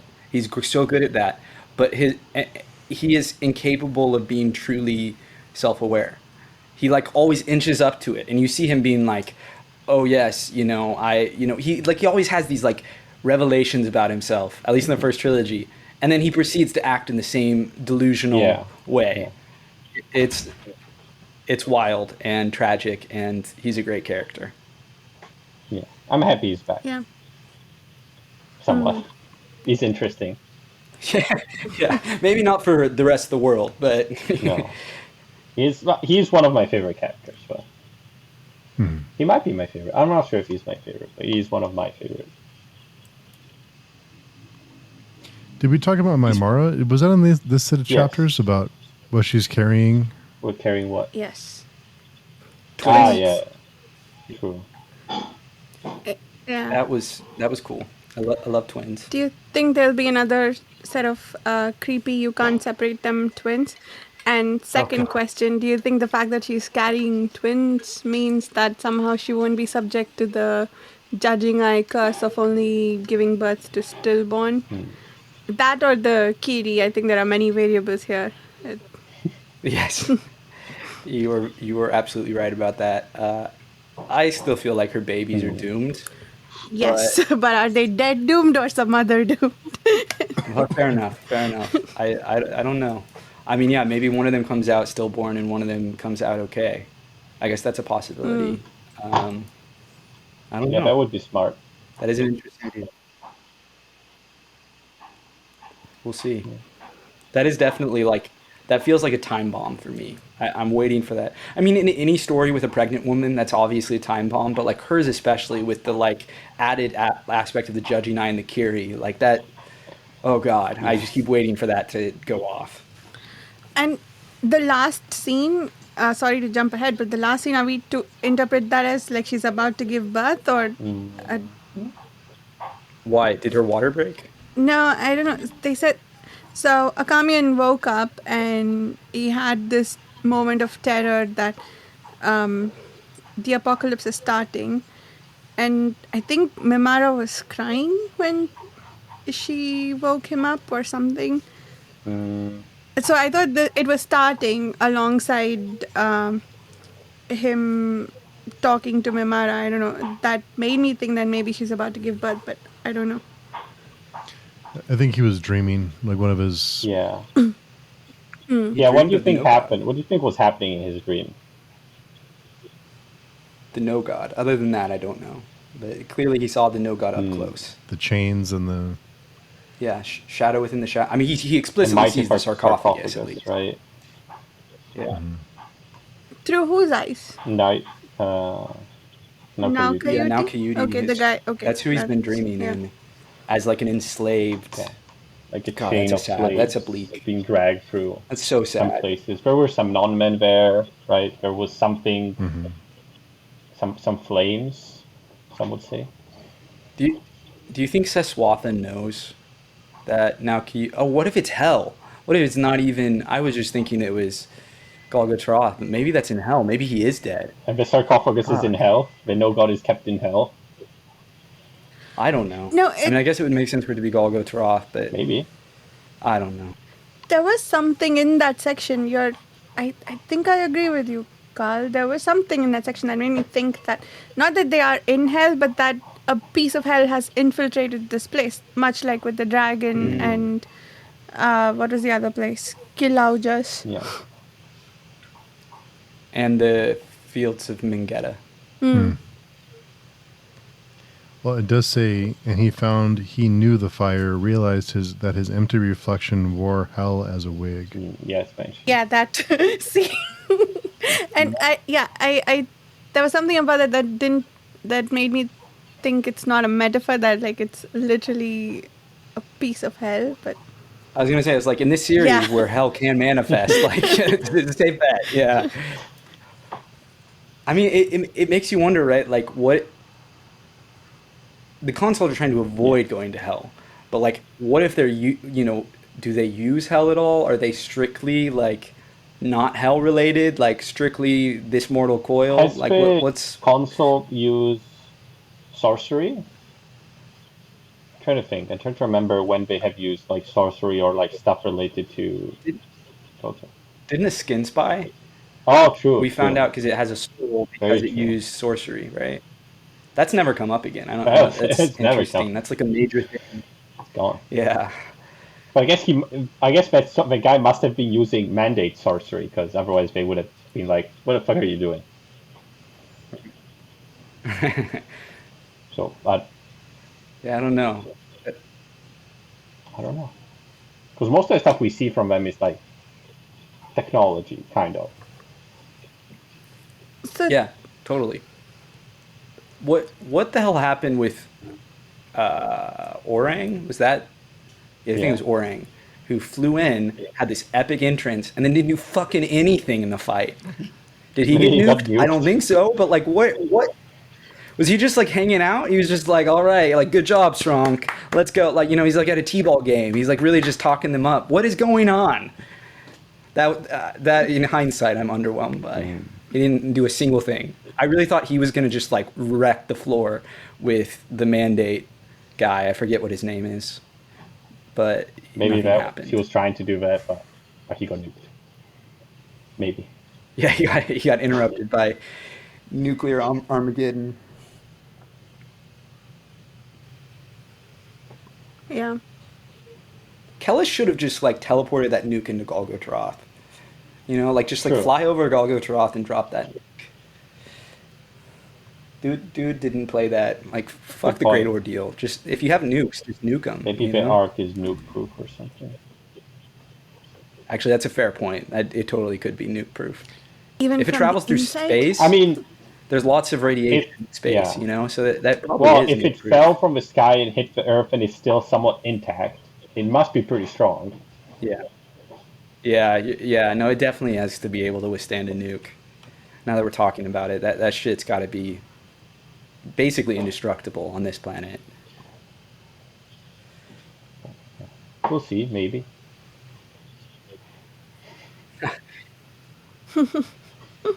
Oh, crazy idea that I don't believe, but I'm just going to throw it out there because I like to throw shit at the wall and sometimes it sticks. What if Mimara somehow gives birth to the no god? I don't know how this would happen, but what if there is in some way through, it it's like what I'm talking is like a weird anti-Jesus Christ thing, right? Like she like gives birth to the Antichrist. I don't know how that would work. You know, maybe if that's the death, because like the no god, is the no god alive technically? You know, like what is the no god? That said, again, I don't believe it, but that's something I'm going to throw into the ether and Yeah.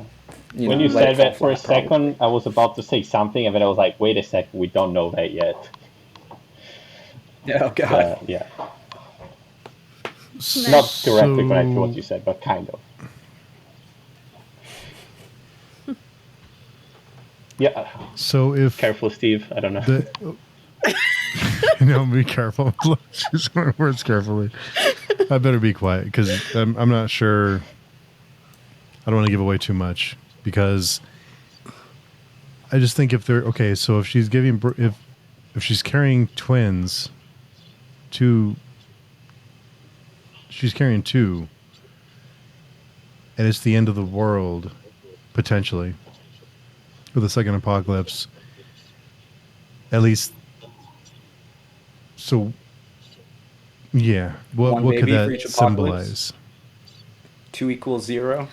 Okay, so 0 equals 2. okay, please let it not be this. But are you saying male and female, and they'll start the world together?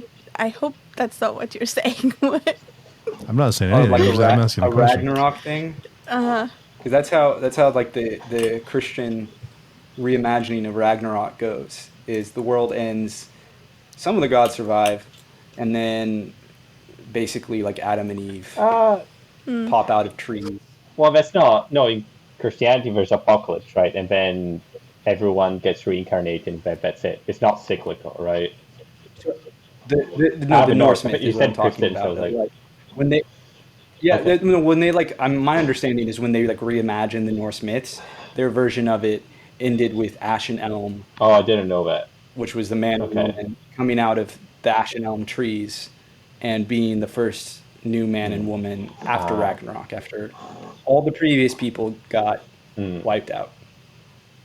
And obviously the Ashen Elm is like Adam, Eve sort of situation there. But I may be mistaken.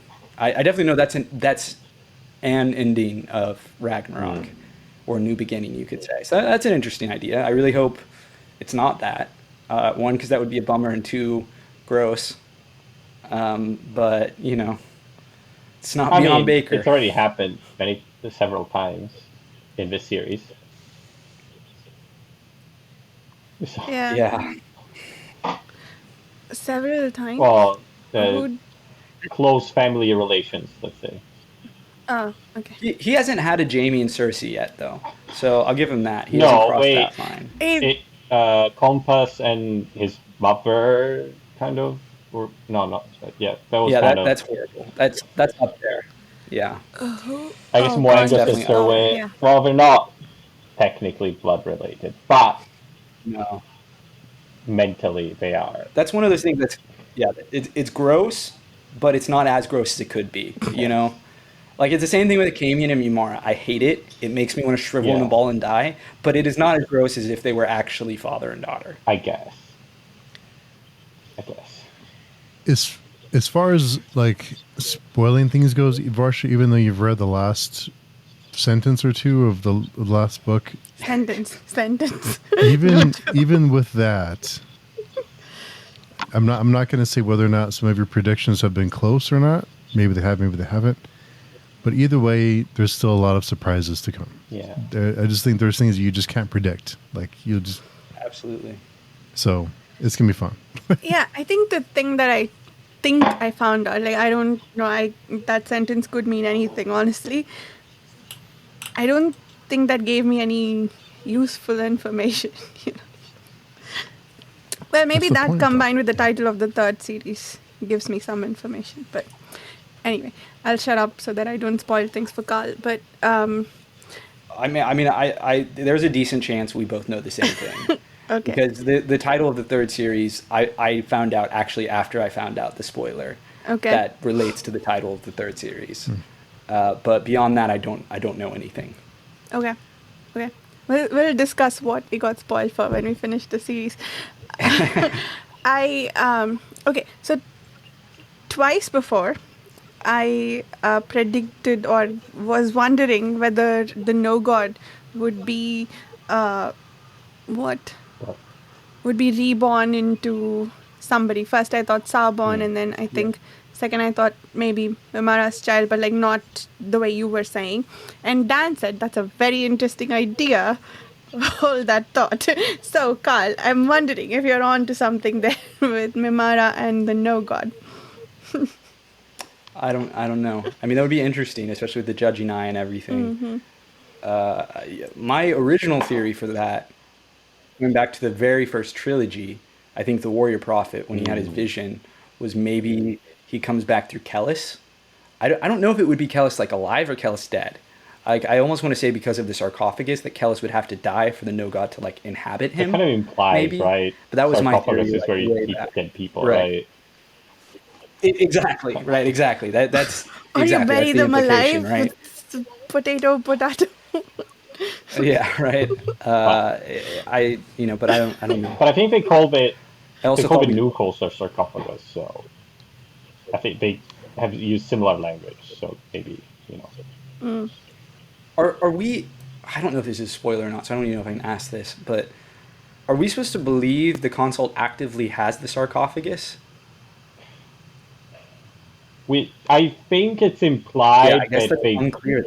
like, when he was killed, like they scavenged it or something. Retrieved it? Something like that. I think it's implied that because everything was destroyed, the humans and non-men didn't go and actually finish the whole construct off and, make sure that they didn't have all the other stuff. I think.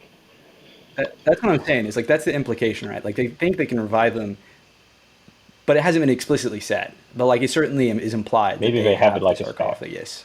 There's like more than one or something. They have spare sarcophagus lying around. They're like, oh, this is the backup. They all those kings say keep an heir and a spare. This is it right here for you. Maybe they can make one. It just takes a long time or something. We don't know really, right? Right. We don't know what it is, right? It's got the fucking core. Like, why is the core? Yeah, I think that's the only thing we know. It's got like 7 or 9 or core or something on it, right?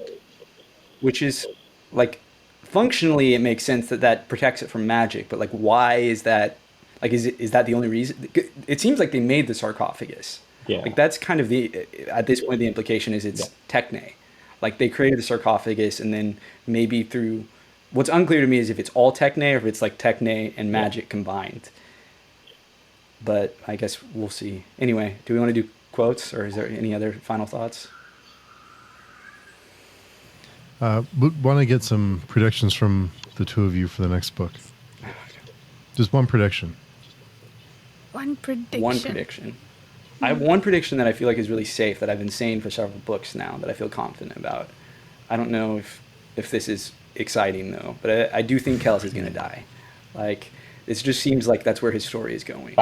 I don't know. You think it's going to be the White Black Warrior? I thought I knew. That's what I thought, but then it wasn't. So I don't know. Maybe Swordwheel won't kill him. I don't know. That totally threw a wrench in all my theories.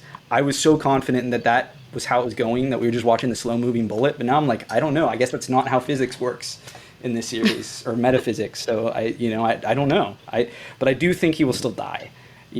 Just I have a number of reasons, but I think he will die. I don't know what he will do before he dies. He's definitely going to do things. Beyond that, I don't know who's going to live or who dies otherwise. Like a Kamian I could see living through everything. That kind of feels like his lot in life. Esmenet, I think, is going to die. I think I said this at the end of the last book. I think Esmenet's screwed. Nair, no chance. He's come back just to die again. I put him in the dead pool. What about... I don't know. I don't know. Surwa. Proyas. Or Kelmomas or Proyas. Is Moingus still alive? Moingus is still alive. Well, do we know? Okay. Swordwheel. You know what? I bet here's one thing I'll throw out. I bet Moingus meets Nair. At this point, since Nair's alive, why not do that? Oh yeah. And they're geographically somewhat close. Yeah. Close-ish. Closer than there Close-ish. ever been, I guess. Yeah. Yeah. Nice. If they don't meet at this point, I mean, if you reintroduce Nair and you don't like that would just be a wasted opportunity. So I feel like Baker's Like a got to nice do that. reunion. But it could literally Nair's be gonna that. hug him, give him a kiss. I miss No, you. no, it's going to be the worst thing ever. It's going to be so unhappy and violent, and maybe Mohingus will kill Nair. Yeah. Like, I don't know, that would be cool. But it's going to be horrible, but awesome. So that's my big theory for the next book. Oh, Farsha? can I do a ridiculous one? Moengus and Nair and Consult Sarva are going to parent Moengus. I go to what? Parent together, okay. Moengus. They're going to re-adopt Maybe. Mohingus. Oh, predictions. I don't know. I guess I got wishful thinking again more than predictions. I want Mimara's twins to be okay. I know they won't, but I want them to be okay. Yeah. What else? I think you covered a lot of ground with yours. I think Esmenet's going to survive from, like, based on all I've heard about the series. I think she's going to be okay. Maybe. I like your optimism. Oh, she's cheating. She's not optimistic. She just reads information. Places. I'm Dunyaining the information. For me, a lot of my theorizing is just that, like, supposedly the last book, the Unholy Consult, works as a last book. That, like, theoretically he could never come back and write anymore. And so in my mind, that means that there has to be a lot of conclusive things that happens, and that there needs to be some thematic conclusion. And to my mind, Esmenet's story needs to, like, her story ends in her death. I mean, in a way, everyone's story ends in death. But, like, the only reason I feel like a Camion could survive is sort of, that's like, again, like that's his lot in life, is to just kind of be around and witness everything. You know, like, he's the historian. Like, he just unfortunately lives on. And Esmenet, I feel like, but maybe I'm wrong about Esmenet, because I guess to this point, she's like somehow managed to, through ingenuity and a lot of luck, survive. So, you know, fate is a whore, and, you know, we'll see. Yeah. The last book is basically a slapstick comedy. It's very lighthearted. Oh yeah. Okay. Yeah. It's very light. It's like a comedy. We'll fly through it. Steve, I would have believed you if I didn't know anything about this series. It is Really? no, and honestly, it's very. It's the darkest of the books, I think. Safe to say. Yeah. Yeah. That wasn't a crazy. comment on what I think of the series. It was a comment on how serious Steve looked while saying that. I think if I remember correctly, it's in the first couple of chapters already pretty dark. If I remember correctly. The first Yeah, couple. That's up. So what we're reading for next I week. think so. If that's what happens in the previous, I think that's what happens. You know what I'm talking about, Steve. I think that happens in the beginning. Mm-hmm. But It can't all, like, everything can't happen at the very end, you know? Yeah. Like, if you think about, like, the last book of the first trilogy, like, there were, like, considerable things happening, you know, throughout the novel. Like, it wasn't like the last two chapters had all of the reveals and everything stuffed into it. That just doesn't make sense pacing-wise. So, yeah, stuff has to start pretty quickly. Yeah, I didn't think, for instance, that the attempt on Kellhus's life would happen in the third book. I thought that No. was much later in the book thing. That was crazy. Yeah. That really, wow. My jaw was on the floor. I was like, holy shit, this is what, like, we're going to have a whole book without Kellhus? I was blown away. That chapter, that's one of the best chapters in the whole series, I think. All 7 books that we've read, you know, all 6 that we've read of the 7. I was blown away by that chapter. The Unholy Consult, that is the title of that one sorcerer who opened Golgotha or something. well, the consul's right? like him No, plus his other accomplices, right? It's like the Avengers. Okay. It's like their team name. I don't remember if we know So the that name of group- all of them. Like we know of what's his name? Of the main guy. I don't know if we know the other. Orax. We don't even know if they're alive or Yeah. not, or who's alive at this point. That was They're unclear. pretty old. It's been a long time. So at this point, okay, so do I have this right? Originally, it was the Inkoroi who came and wanted to avoid damnation, but there were two of them left at the end of all their Yes. wars No. with Yes. non-men. Or yes. Sorry. And then the sorcerers, some non-men gave humans sorcery, and one of them were somehow stumbled upon Golgoth, or were told that of the existence of it by the non-men, and then they wanted to avoid damnation, and that's how the consult came to be. Kind of. Yeah.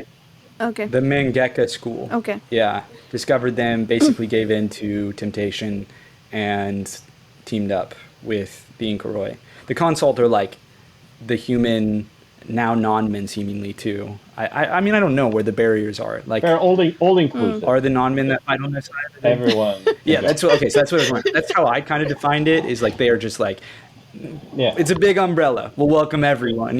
Like if you'll fight with us to murder people down to 144,000, you're welcome. Seems like Okay. And I guess they found the Yeah, I need to know. Nogod and used him because I guess they didn't use him in the first wars. So, That's right. which That's is so true. interesting. Yeah, Yes. it is interesting. That's true. Yeah. So, I think I would like. Okay, here's my prediction, I guess, or useless prediction. I think we'll find out more about how the Korai work, or like more about the Oh, cool. because they have first with Mimara's judging eye thing, that how she's able. So, did we ever see a recurrence of what happened in it was the end of the first book, right? When she saw through the Korai and then used it to kill the guy from hell. And we haven't seen a repeat of the Korai doing anything more interesting. Again. I don't think so. So, yeah, I think that might become important again. And I'd like to know more about how they work. I feel like that's tied to the non-man somehow. No god. Somehow. Again, like with this recurring theme of like the emptiness or the nothingness, which is what the Korai is too, I think. So, yeah. That's it. compare that useless one to all of Carl's. I got nothing. No, I that's not useless at all. I think that is a good theory. I mean, that's not something I fully thought about, but I think you're right. I think it will come into play again, and I think we will find out more. What is unclear to me is how much will be unclear by the end of the last book, right? Like how many answers will we get, and how much will be left open to interpretation and theorizing and things like that. We will get answers. But also some things which are like, there's a lot of things which are like, kind of, you can find the answers if you read a lot into a lot of things, and if you look at all the clues, right, it's like, okay, well, that makes sense, right? But it's not told to you explicitly, some things. But there are a lot of things which are told explicitly, pretty much. Knowing the title of the third series, I'm really sad that it hasn't been written yet. We'll talk once we're done. There's lots to talk about. Okay. From like Bakker interviews and some other things. Yeah, we might want to do an extra. I don't know, maybe just one for the appendices. I don't remember how much there is, and one other for just going through, having a list of questions and going through forums and stuff like that to see what other people have written about them. Yeah, sounds good. And the atrocity tales. Maybe too. the atrocity tales in the appendix would be one. I don't know. I don't know. There's a lot to talk. I mean, I think the last episode will be a long one. Yeah. We'll see, I guess. Let's see. Maybe we can meet an hour early for that. We'll plan. I think we did like a 2.5 hour thing, and there was still more. Yeah. Wow. Yeah, we talk 2 hours for no, for even when we think not much happened. That's why I'm. Let me word this carefully.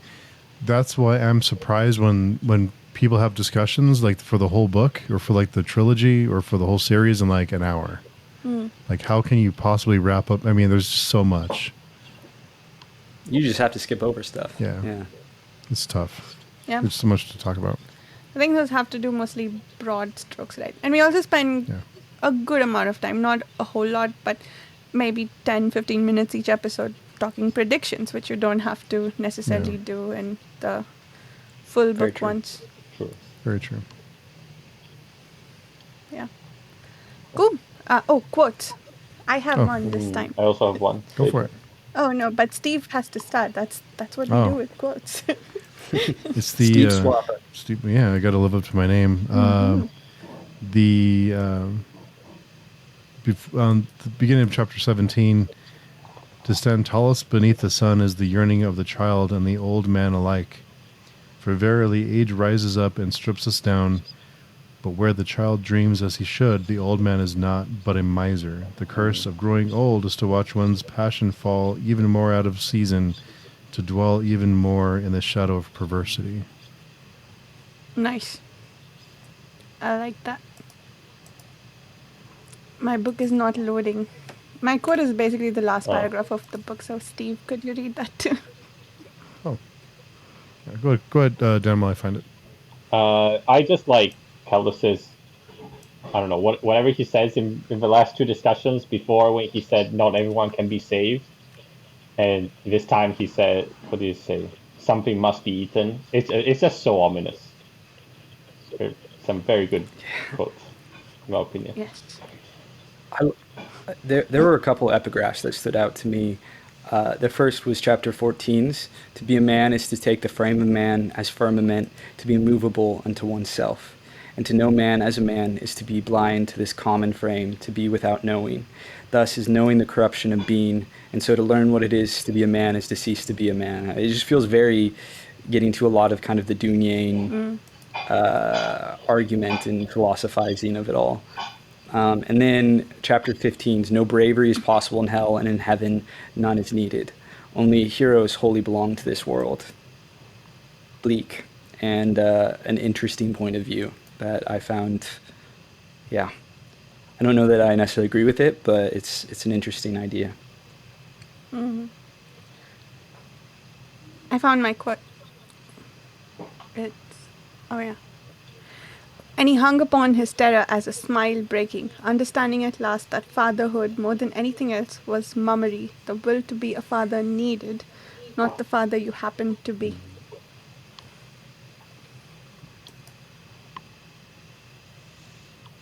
Damn you, Bakker. Damn you, Bakker. Well, I mean, just because they sound nice doesn't mean they're true. Yeah. It's true. Very thought-provoking, though. There's so many great quotes.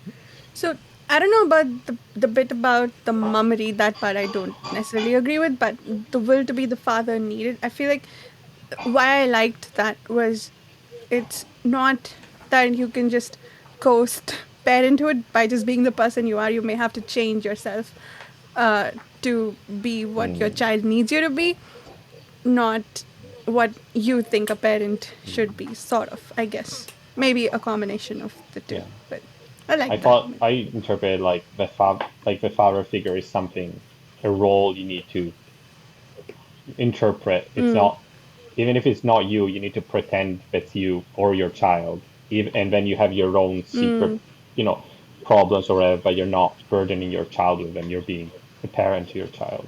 Yeah. Not a human, I guess. That makes sense. Yeah.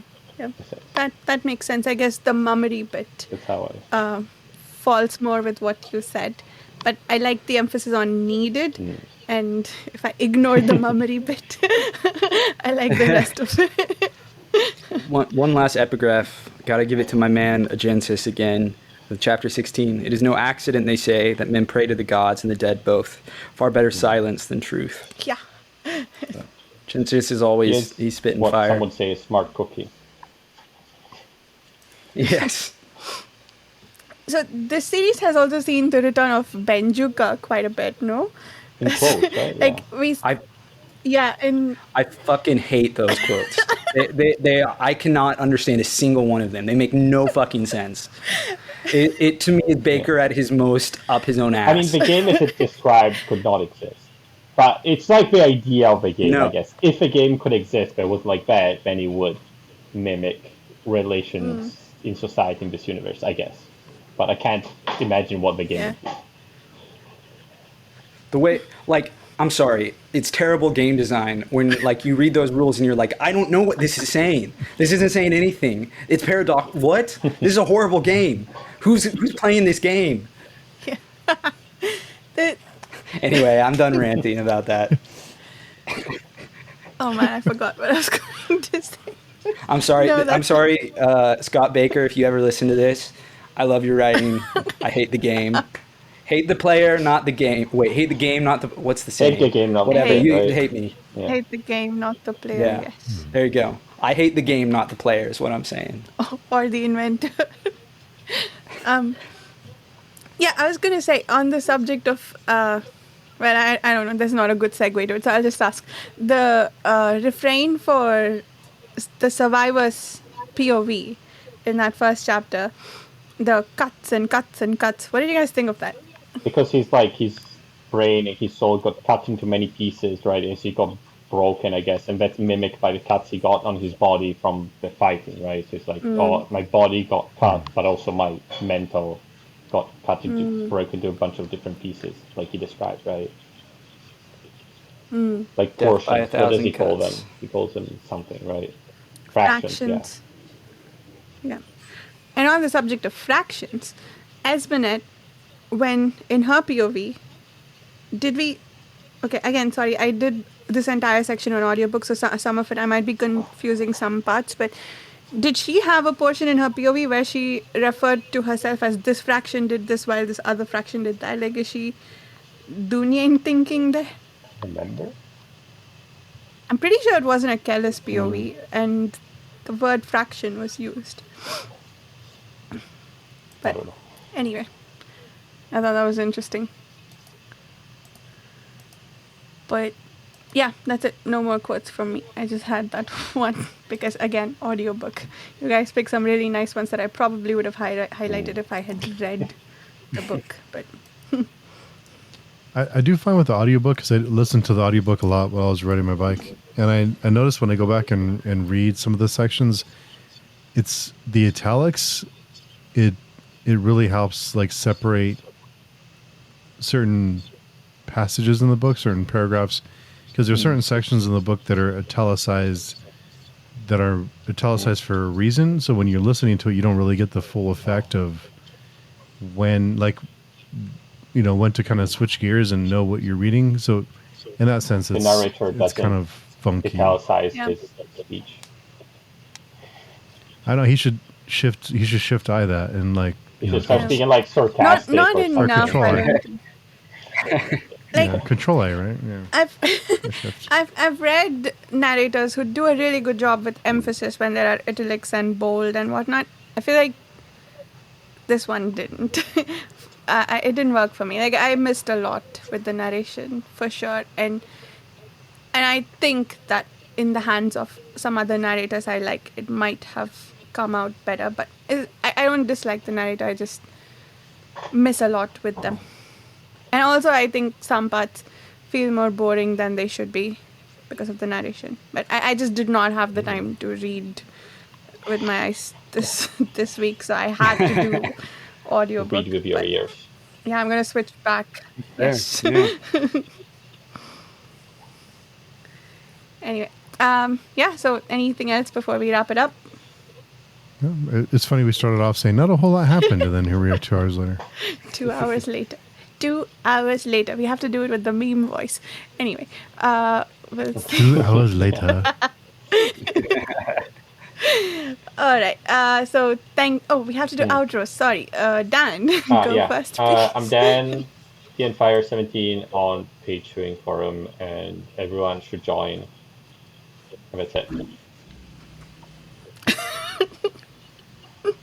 Carl D. Albert. That's me. That's me on page two. That's me everywhere. That's me in your dreams. That's also the head on the pole. Yes, I am the head on the pole.